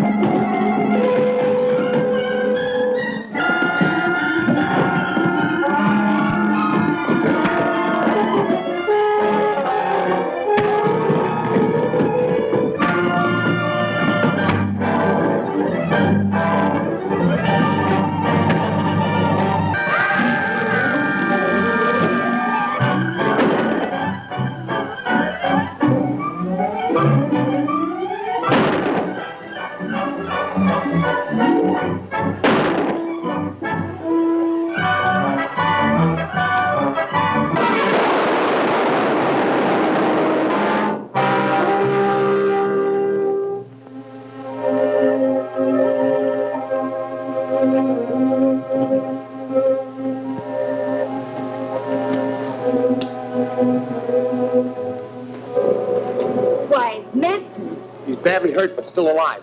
We'll have to get him to a doctor right away if we want to save him and find the scarab.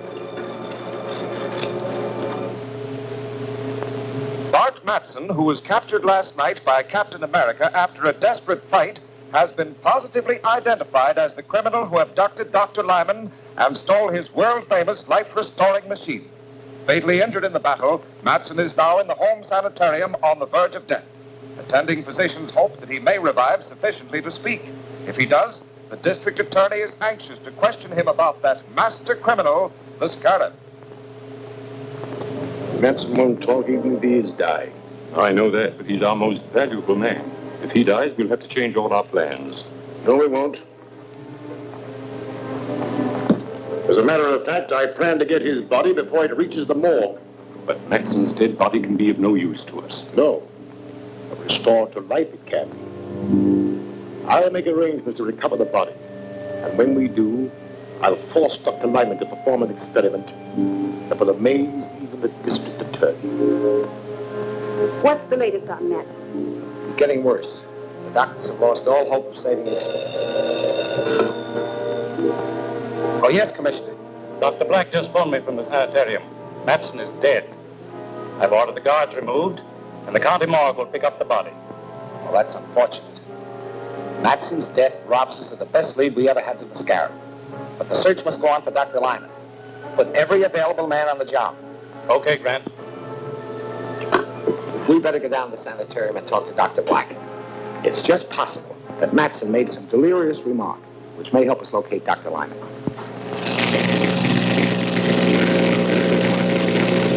Cut it off. As soon as my men recover Matson's body, it will be brought here. You will resurrect him with your life-restoring machine. But I didn't construct this machine to bring a murderer back to life. And besides, it would take 1,000,000 volts of electrical energy before this machine would be effective on a man. Well, fortunately, I read your comments on the operation of your machine. And I've been able to supply everything you may require. Come, I'll show you.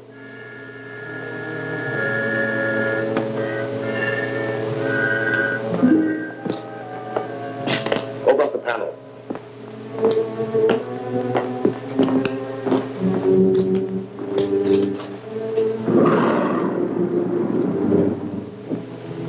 This apparatus, Dr. Lyman, is capable of generating all the electricity you can possibly need. Set the control for 1,000,000 volts. Throw the generator switch.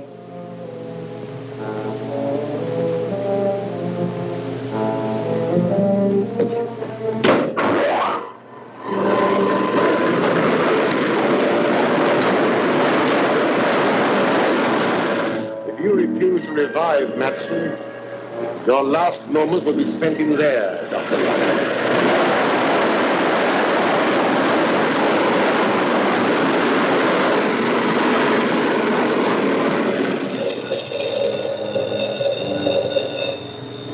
Yes? Oh, yes, Gruber. Very well, we'll be ready.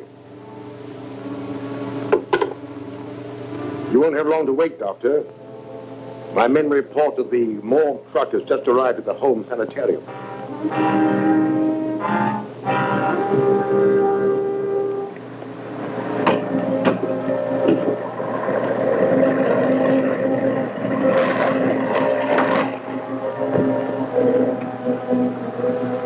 Hiya, Chief.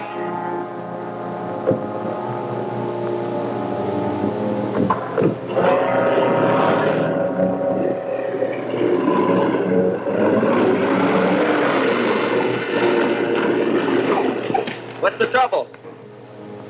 Get out. Open up the truck.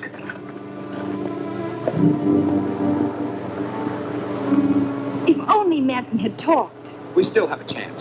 Some of his friends may try to claim the body. If they do, I'll have them trailed. We'll go to the morgue and make the necessary arrangements.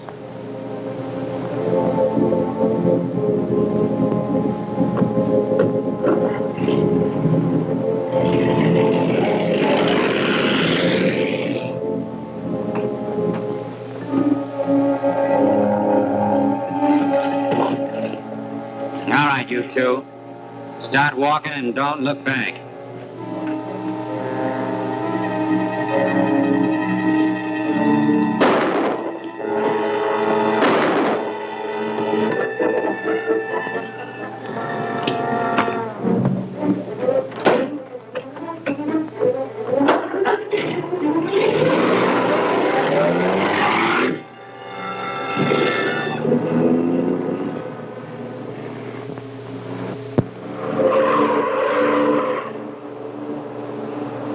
Well, that's the truck from the county morgue.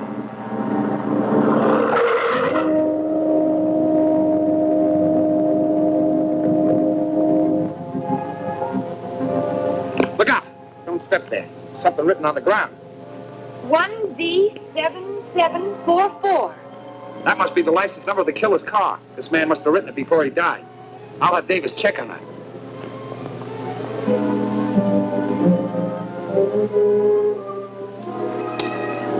GG calling WD. GG calling WD. Come in, GG. The morgue wagon was hijacked. An automobile with the license number 1D7744 may be involved. Have the commissioner send out a general alarm to locate the car, but make no arrests. I'll handle this case myself. I'm on my way back to the office now. Okay, Chief. I just want to verify this number. 1D7744.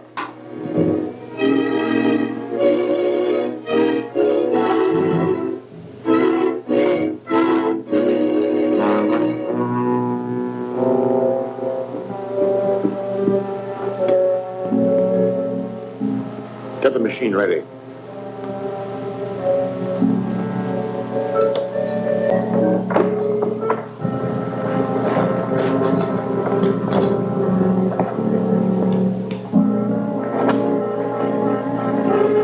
If Madsen does not revive Dr. Lyman, your body will be used in the next experiment. Turn the generator on to full capacity.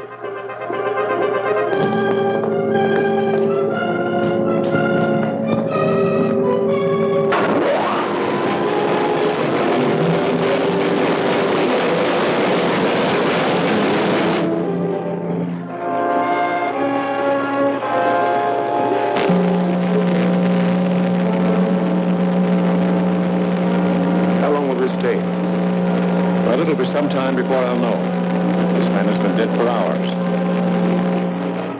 The commissioner just phoned. That car belongs to the Electronic Researchers Limited. They've located it in front of the terminal building where that company has its office and shop.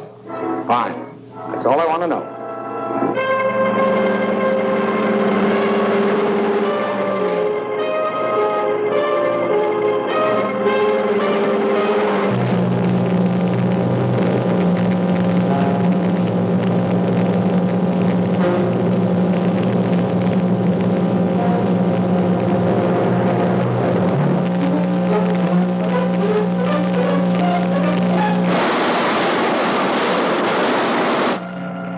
Well, that should be enough for now.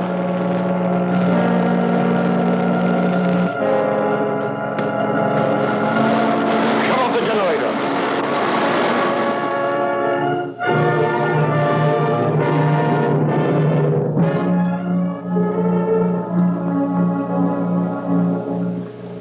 He's ready for the serum now.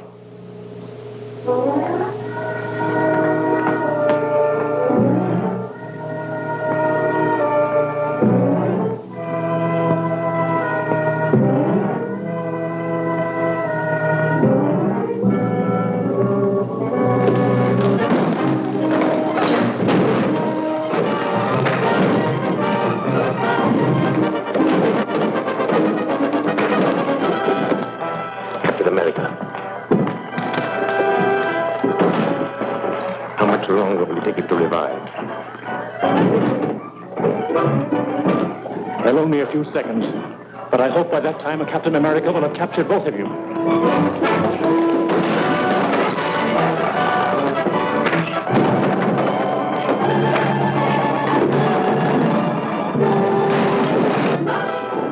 His eyelids are fluttering.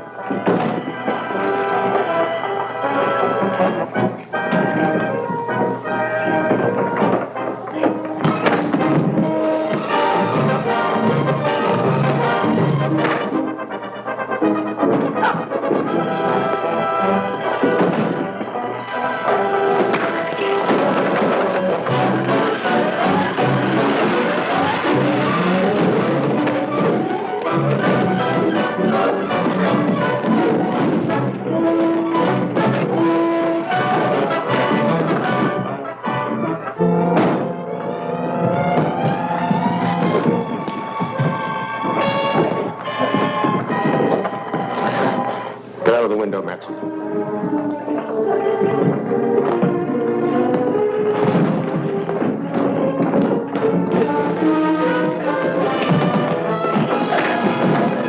I'll cover you till you get down. Wait in my car in the alley.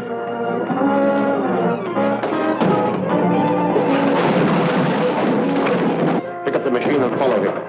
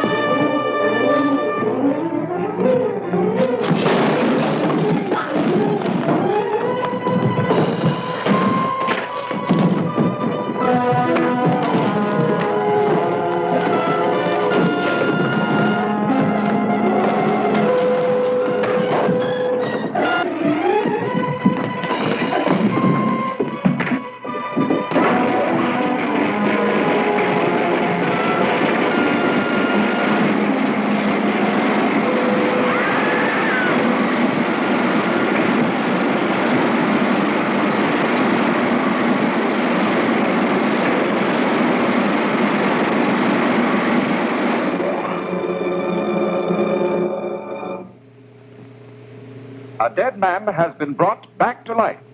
This astonishing news came from the district attorney's office today when it was announced here that Bart Matson, the notorious Garrett henchman who died yesterday, was resurrected by Dr. Lyman's life-restoring machine. While there are no known witnesses to the actual operation, Matson was seen escaping from an electrical laboratory in which the body of Dr. Lyman was found in the midst of the wreckage of his machine. You should be thankful, Matson. You're the only authentic case of modern times of a man who has returned from the dead. I owe you a lot for that. Too bad Lyman smashed the machine. Yes, it's unfortunate. However, we've destroyed another enemy. Don't forget that Captain America turned Dirk over to the police. They'll slap a murder charge on him. Oh, I don't think so. The only witness is Captain America, and he can't testify without revealing his identity. If he does that, we should be compensated for the risk we are taking. Dirk might talk. They put the screws on. No. I'm taking all precautions. Our lawyer has gone to see him. He'll warn Dirk to keep silent.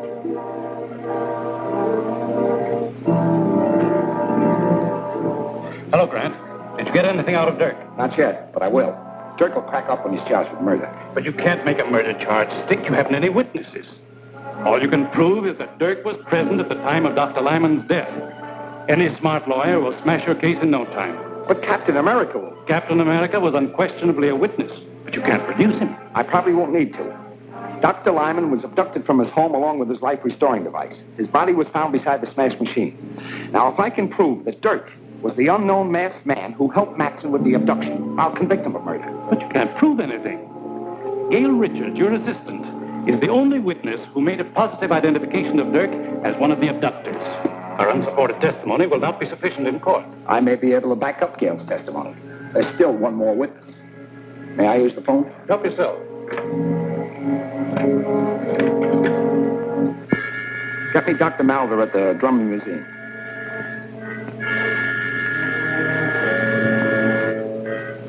Yes, Gardner. Is there something I can do for you? I hope so. We have a prisoner here who we believe is one of Lyman's murderers.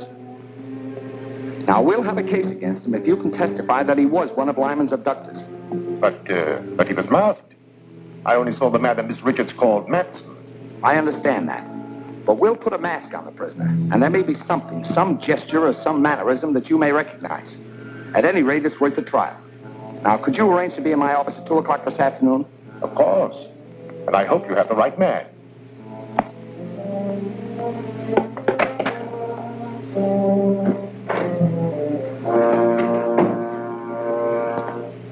What news, Counselor?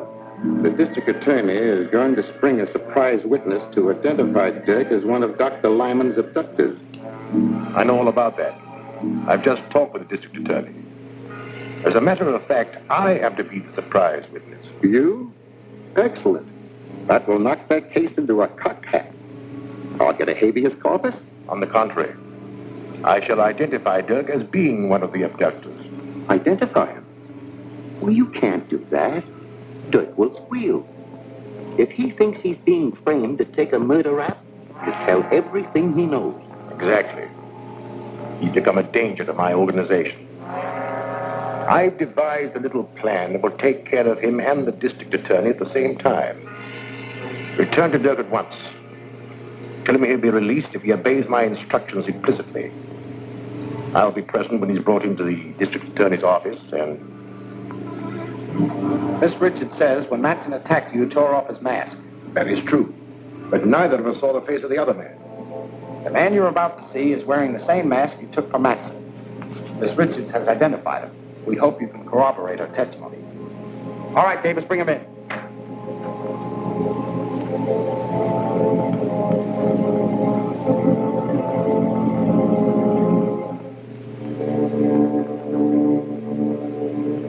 No, I'm sure this is not the one. Quite right, Doctor. This man is one of my operatives. Bring in the next one, Walt. You understand, Doctor, we've got to be absolutely sure. We don't want your judgment influenced by your friendship for Lyman. Of course. My opinion will be without prejudice, I assure you.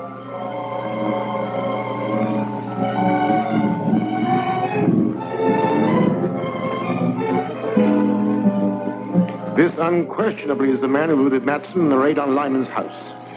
That's a lie. You're trying to frame me. Are you willing to identify this man under oath?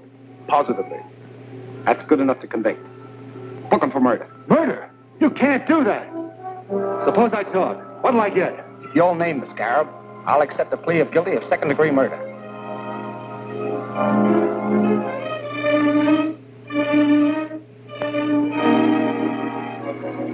All right.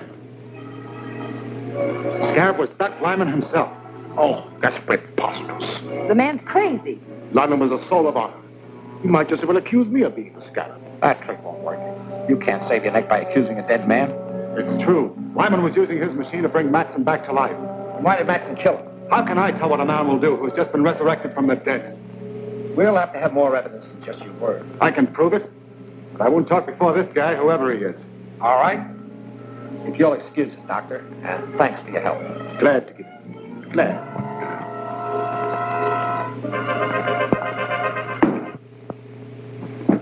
Now talk.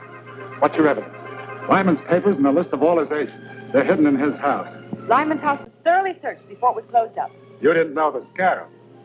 There are secret compartments in his house that your caps could never find. Take me there and I'll show you. I think you're lying, but I'll call your bluff and take you to Lyman's house.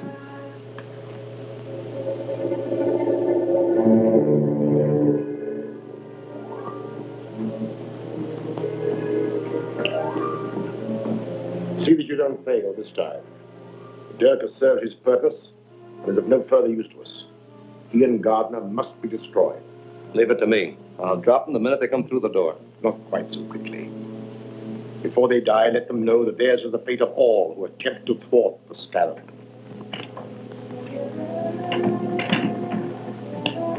DA is driving up in front with Dirk. Good. I'll wait in the car.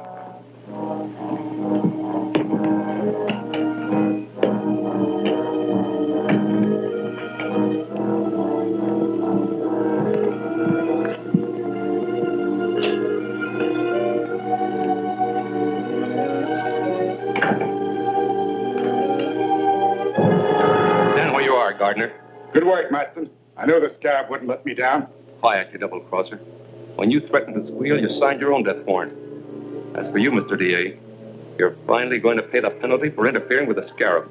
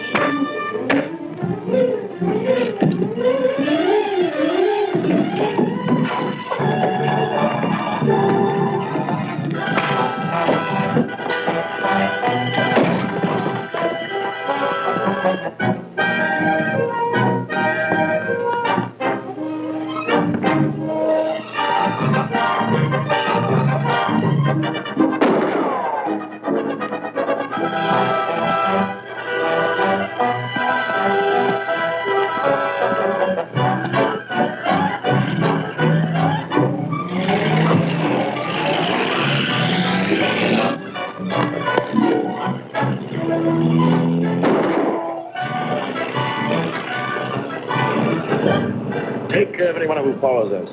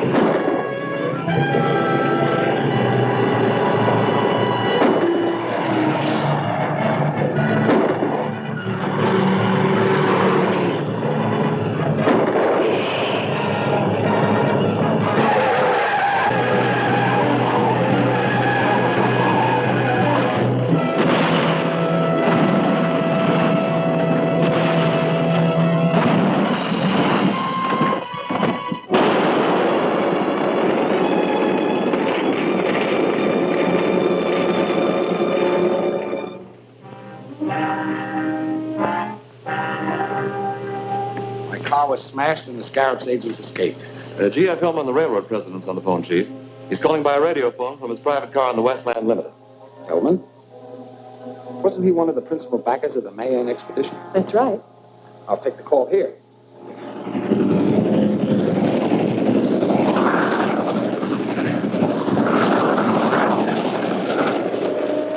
I've made a remarkable discovery.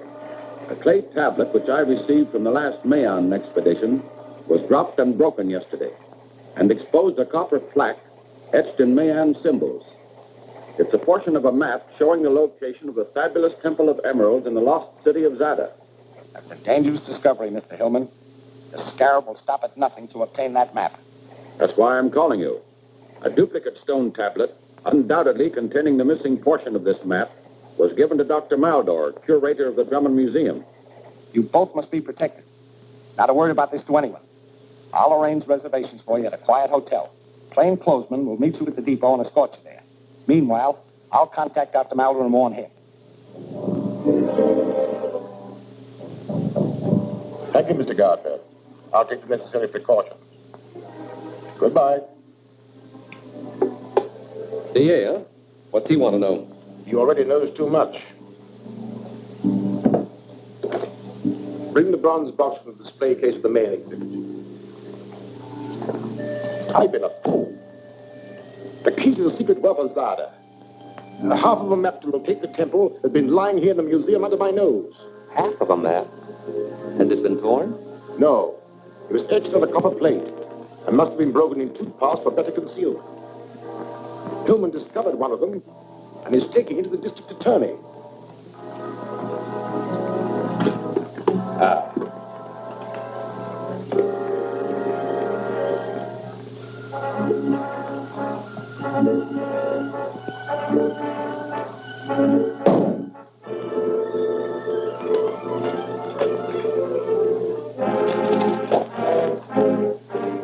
That's it, all right. It's worthless without Hillman's half. Of course. But I can overcome that difficulty. I shall discover Hillman's whereabouts through my good friend, District Attorney Gardner. Come in. Dr. Maldor, you should come here without proper police escort. I warned you. Your warning came too late. I investigated the Mayan exhibits as soon as I heard from you. This case has been opened and looted. It contained the tablet referred to by Hillman. Any indication how the thief got in? Not a sign. Who has handled this case? Only my assistant, Gruber, and myself. Well, have a seat, Doctor. I'll have Davis check this completely for me.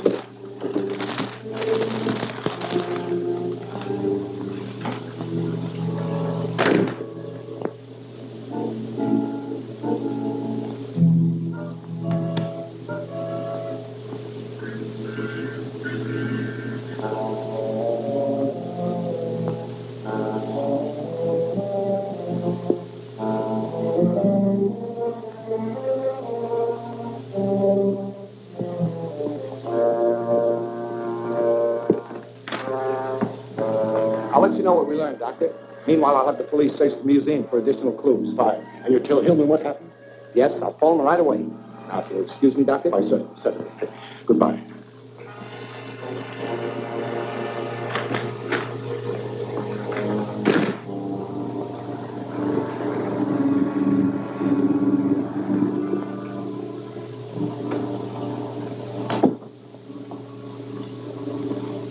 Have you forgotten we're dining with Mr. Hillman? I'll be with you in a minute.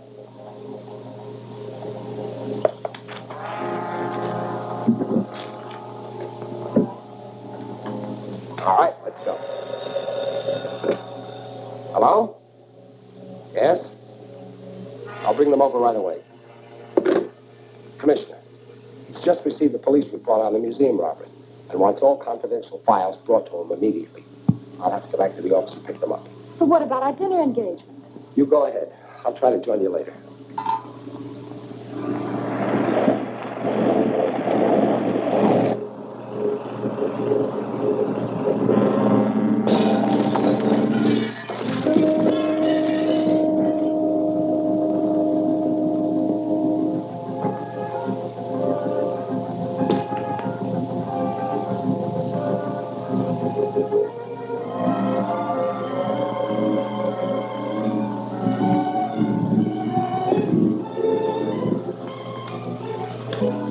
I'll let you know what we learned, Doctor. Meanwhile, I'll have the police search the museum for additional clues. Fine. And you'll tell Hillman what happened? Yes, I'll phone him right away. Now, excuse me, Doctor? Why, certainly. Goodbye.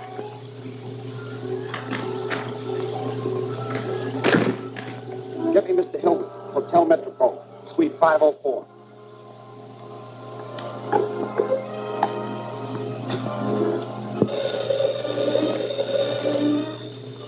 Yes? Here's your information. Metropole Hotel, Suite 504. That's all we need. Leave the jewel at Scallop and clear out fast. Hillman's at the Hotel Metropole, Suite 504. You know the plan. Get started. Yes, sir.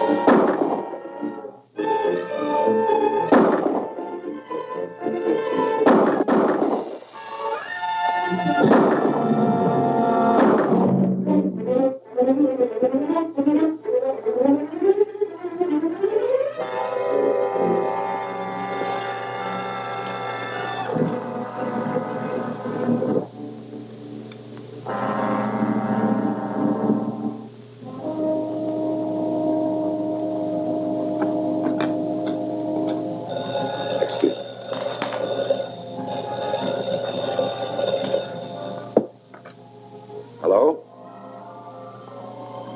Certainly. Mr. Gardner wants you. Thank you. Clancy speaking. One of the Scarab's men just broke into my office. I don't know what he was after, but it probably means they're trying desperately to find Hillman. So be especially careful. I'm coming right over.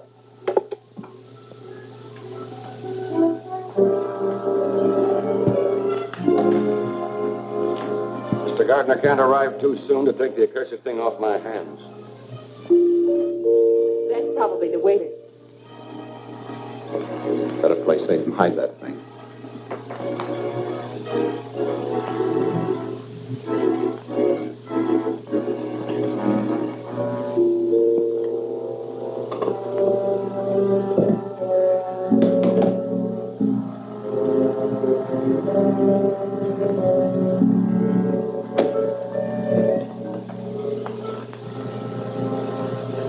Sorry, Bud. Just a formality. Go in.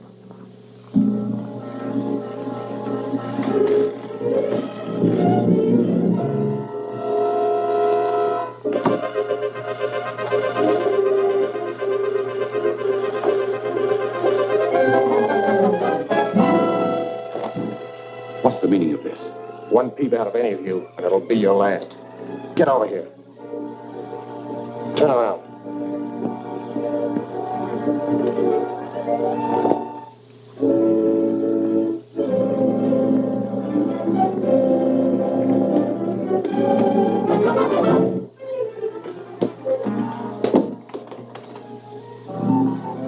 Tie up the copper and that girl.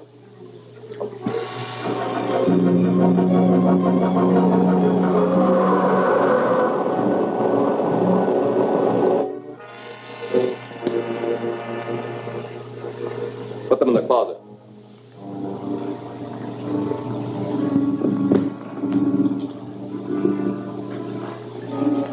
Now, Mr. Hillman, the Scarab wants the other half of the treasure map. You may tell the Scarab I'll not aid his murderous plans, even at the risk of my life. It's not only your life, but the thing. Take care of those two. Wait. It's in the wall safe. Get it.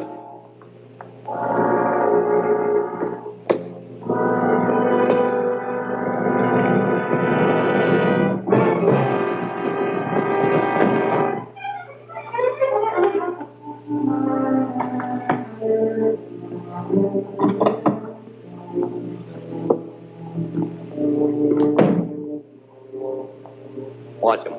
If he tries any tricks, let him have it.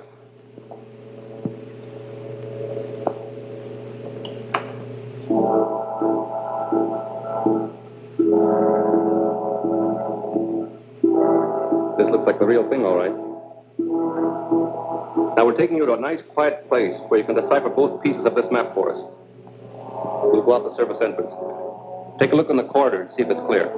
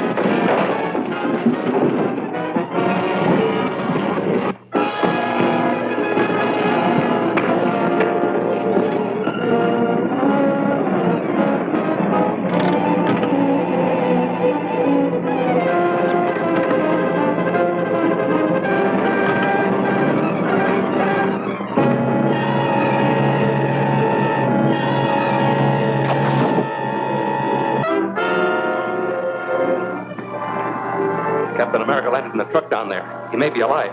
We'd better clear out before he raises an alarm. We've got to take Hillman with us. He's the only one that can decipher the plaques.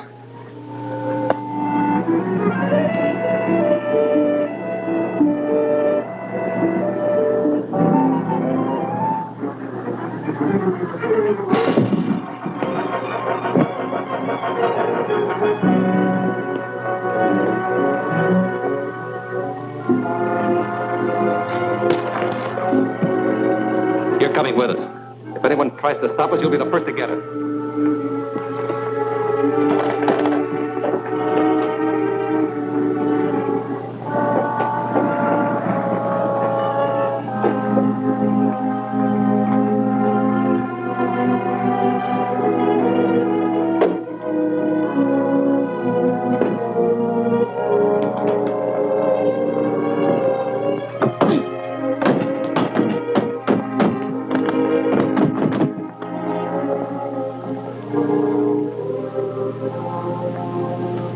Those men took Hillman away with them.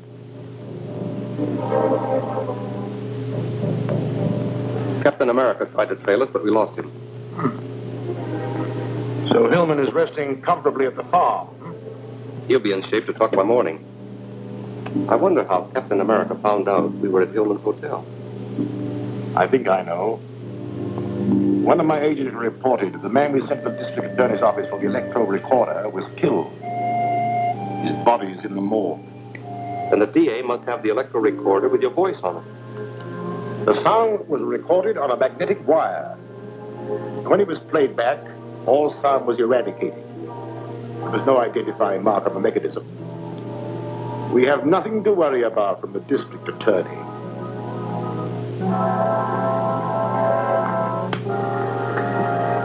The man I found here must have thrown this out the window. I picked it up in the street below.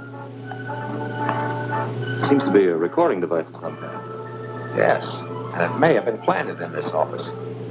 Check it over thoroughly, Walter. All right, Chief. Give you a full report in the morning. Fine. Let's hope we get a lead to the scarab.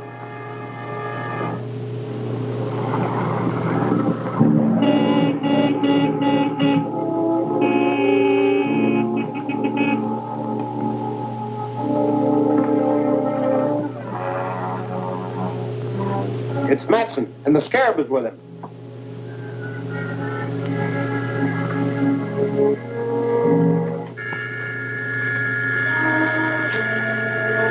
Dr. Maldor, so you are the scarab. Yes, I am the scarab. The murderer of Lyman and Dodge and... I didn't come to discuss that. Let's get down to business, Hillman. I must learn the location of the lost Temple of Emeralds. You will suffer the same fate as your associates unless you decipher these plaques for me.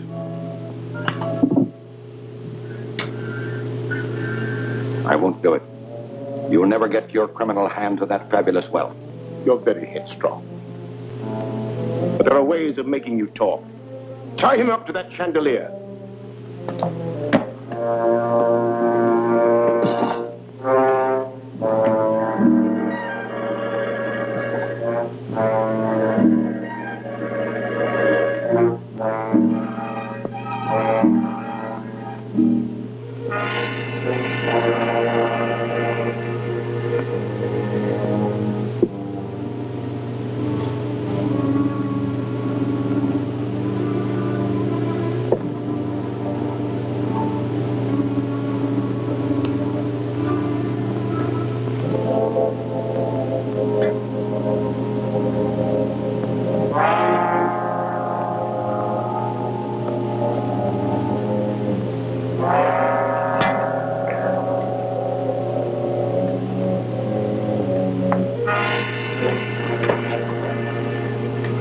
There'll be plenty of time to get the information I want. There'll be no interruption from Captain America or the district attorney now.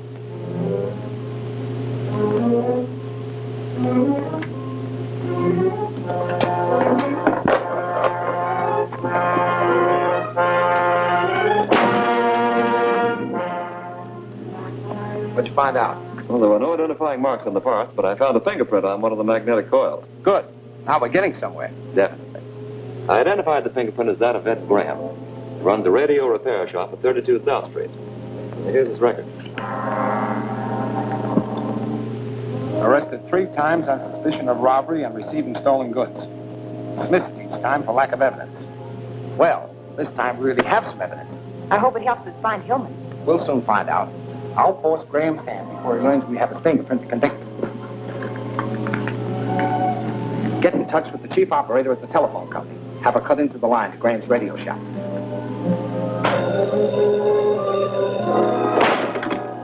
Hello? Just a minute.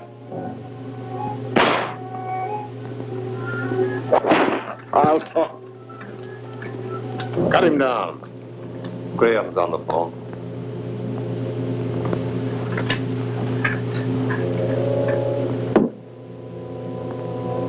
Yes, Graham, what is it? The district attorney dropped in with that electro recorder. He couldn't figure it out. I told him I'd never seen anything like it. Was he suspicious? I don't think so. He just seemed to be checking around the radio shops. All right. Let me know if you find out anything else.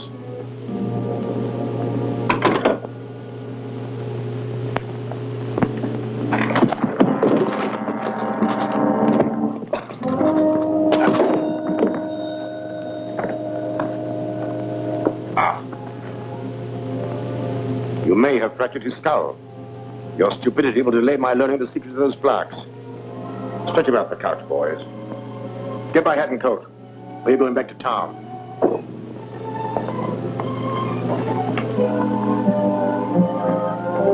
Yes, Alfred. Thank you.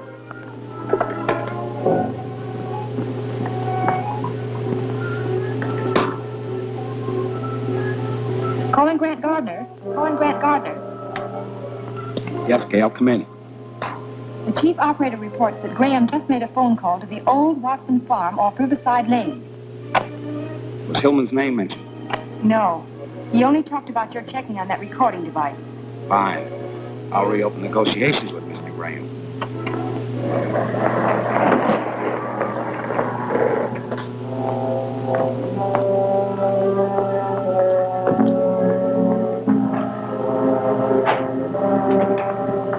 You're under arrest.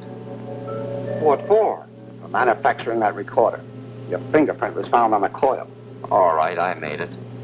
I sold it to a stranger. Yes. The stranger you just called at the Watson farm. How'd you find out? Never mind that. You better talk and talk fast. Is Hillman at that farm? Get around behind here.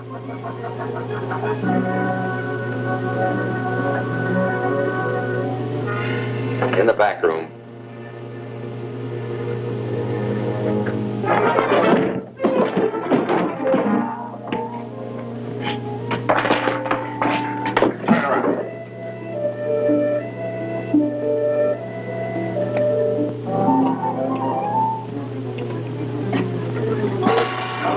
That'll hold you for a while. I'm going to investigate that farm.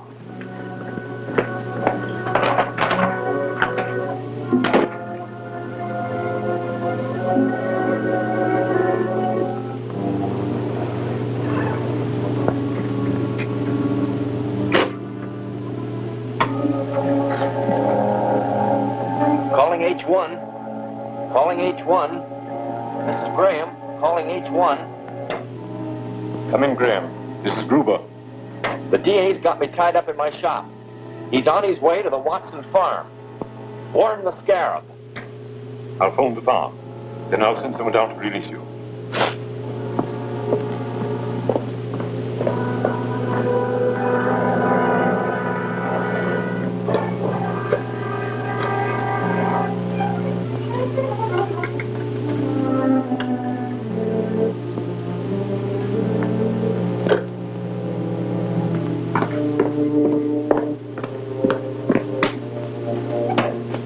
Calling MA. Calling MA. Calling MA. This is Gruber. Come in. What's the trouble? The DA got the goods on Graham. He's on his way to the farm right now. Tried to phone him there, but no one answers. Shall I try again? It's no use. The phone's out of order. There's no way to warn them. Can you beat the DA to the farm? No, it's impossible. Call my pilot. Tell him to have the plane ready to take off. Instruct him to load the bomb rack. Hillman knows that I'm the Scarab. He's never lived to talk. We've got to fly there and bomb the house. Yes, sir.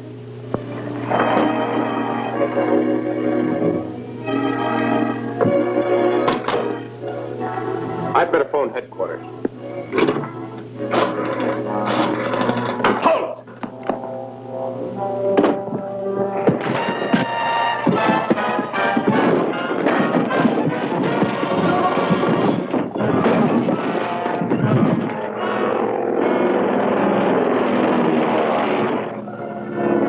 Coming to the house now. Nose are down.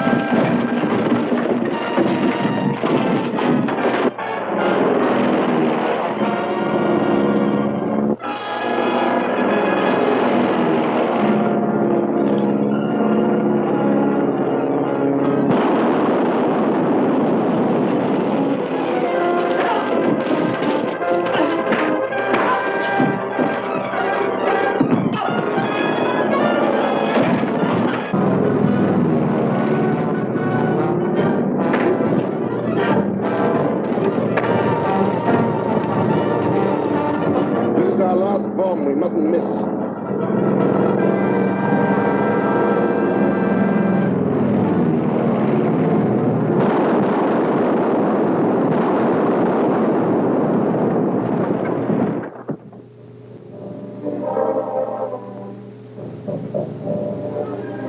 G.F. Hillman, wealthy railroad president, was rescued today by Captain America from the Scarab's agents, who bombed a farmhouse where he was being held prisoner.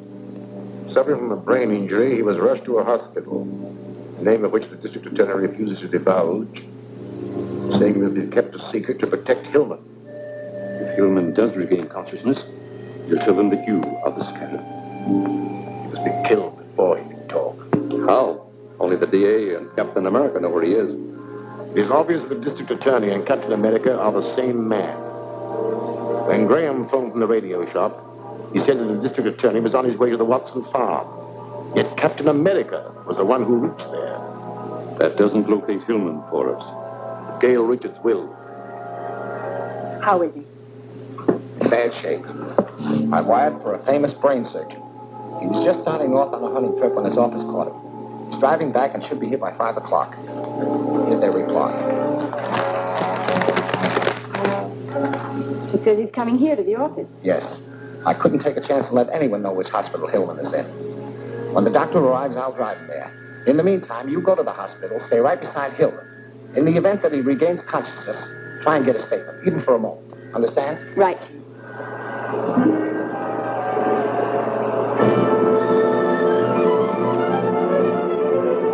Keep quiet and drive where I tell you. Where to? The Drummond Museum.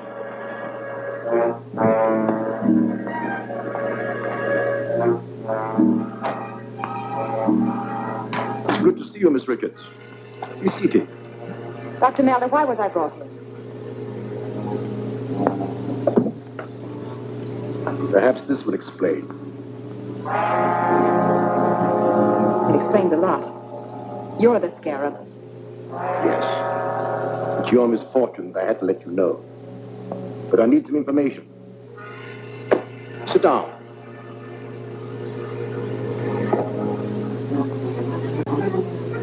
Tell me, where are they keeping Hillman? If I knew, I wouldn't tell you. Fortunately, only the district attorney knows. I had thought you would say that. But I have a means of making you tell me the truth.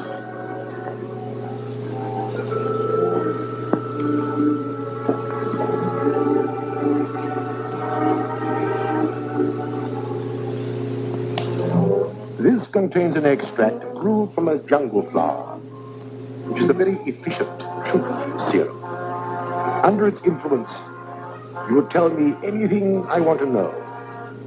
Unfortunately for you, the effects never wear off, and you will spend the rest of your life in an insane asylum, a hopeless idiot. And now, Miss Richards. Wait. I'll talk. Go ahead, Miss Richards. And I warn you to tell the truth. I don't know which hospital Mr. Hillman is in, but the district attorney has wired for a brain surgeon who is driving here in his car. He will arrive at the office at 5 o'clock. From there, he's to be taken to the hospital. What is the surgeon's name? Dr. Rodlam Barracks. Spell it. Rodlam Barracks.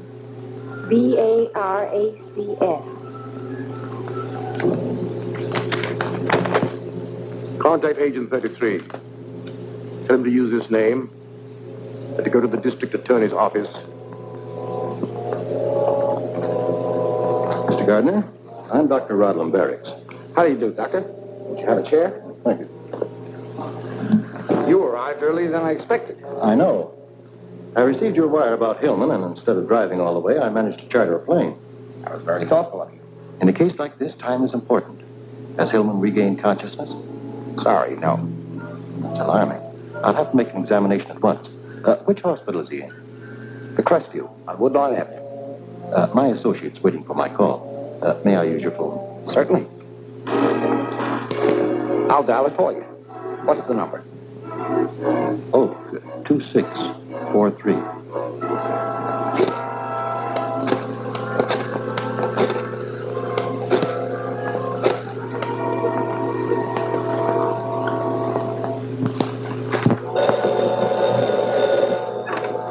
Hello? Get my surgical kit and meet me at the Crestview Hospital on Woodlawn Avenue. Understand? Got it. I'll take care of everything. The men are waiting downstairs. One will meet you in the lobby of the hospital in case of trouble. The other will wait in the getaway car. I'll be here when you get back. Very well. I'll start at once. I'm sorry I can't go with you, Doctor, but I have some work to do. Please phone in your report as soon as possible. Of course, Mr. Gardner. Thank you.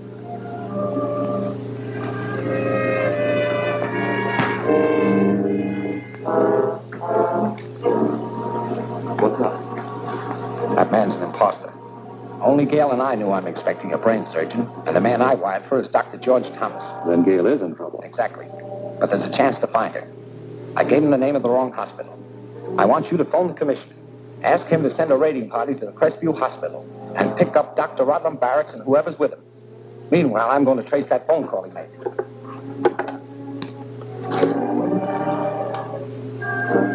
This is the district attorney. I want the address of Oak 2643. Who's there? The district attorney. Open up.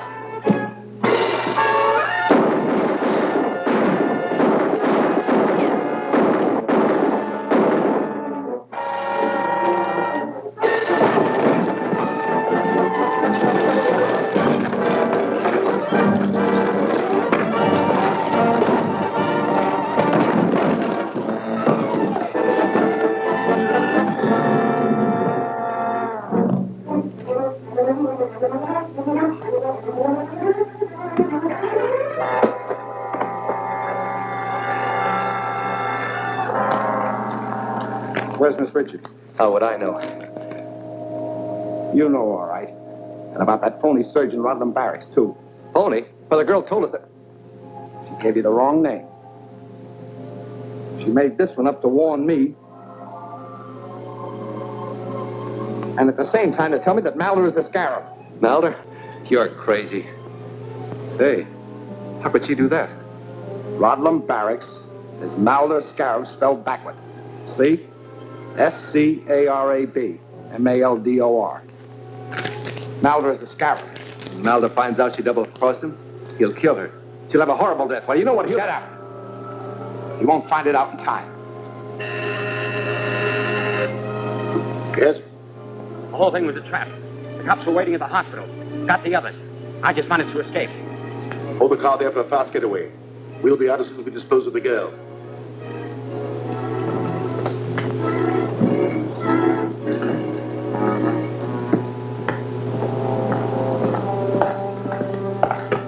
So you lied to me. No one can do that and live. This looks 1,000 years old. But it isn't. A week ago, he was a living, breathing man. But he disobeyed my orders. He was placed in this case. In a short time, he became the withered mummy that you see before you. And you'll be just like that in a few minutes. Gruber.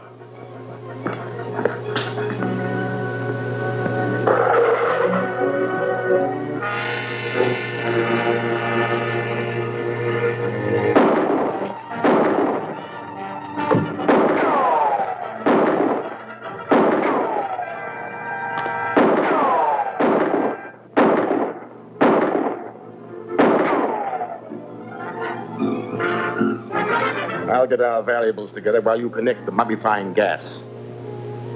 I'm afraid the district attorney will hardly recognize Miss Richards when he finds her a withered mummy.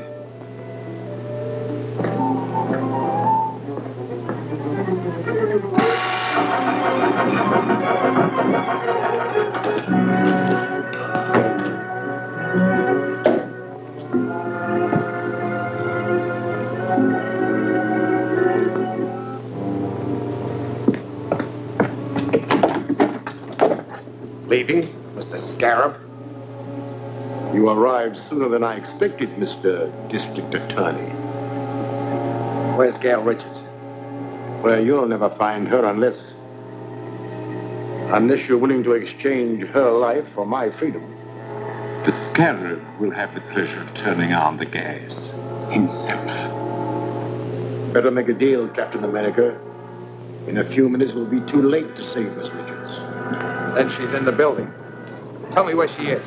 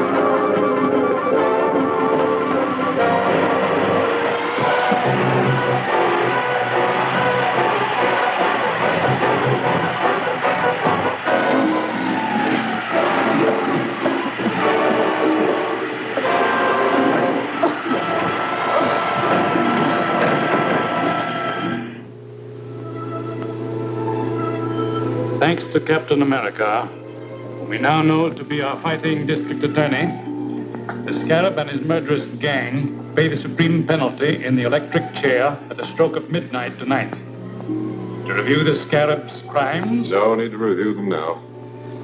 These convictions definitely prove that crime doesn't pay. I want to say that the people of this city owe a great deal to you, Mr. District Attorney, Captain America. Thank you. But we owe a great deal more to Gail. Her cleverness tipped me off to the Scarab's identity. But Captain America arrived in time to capture the Scarab. It's midnight.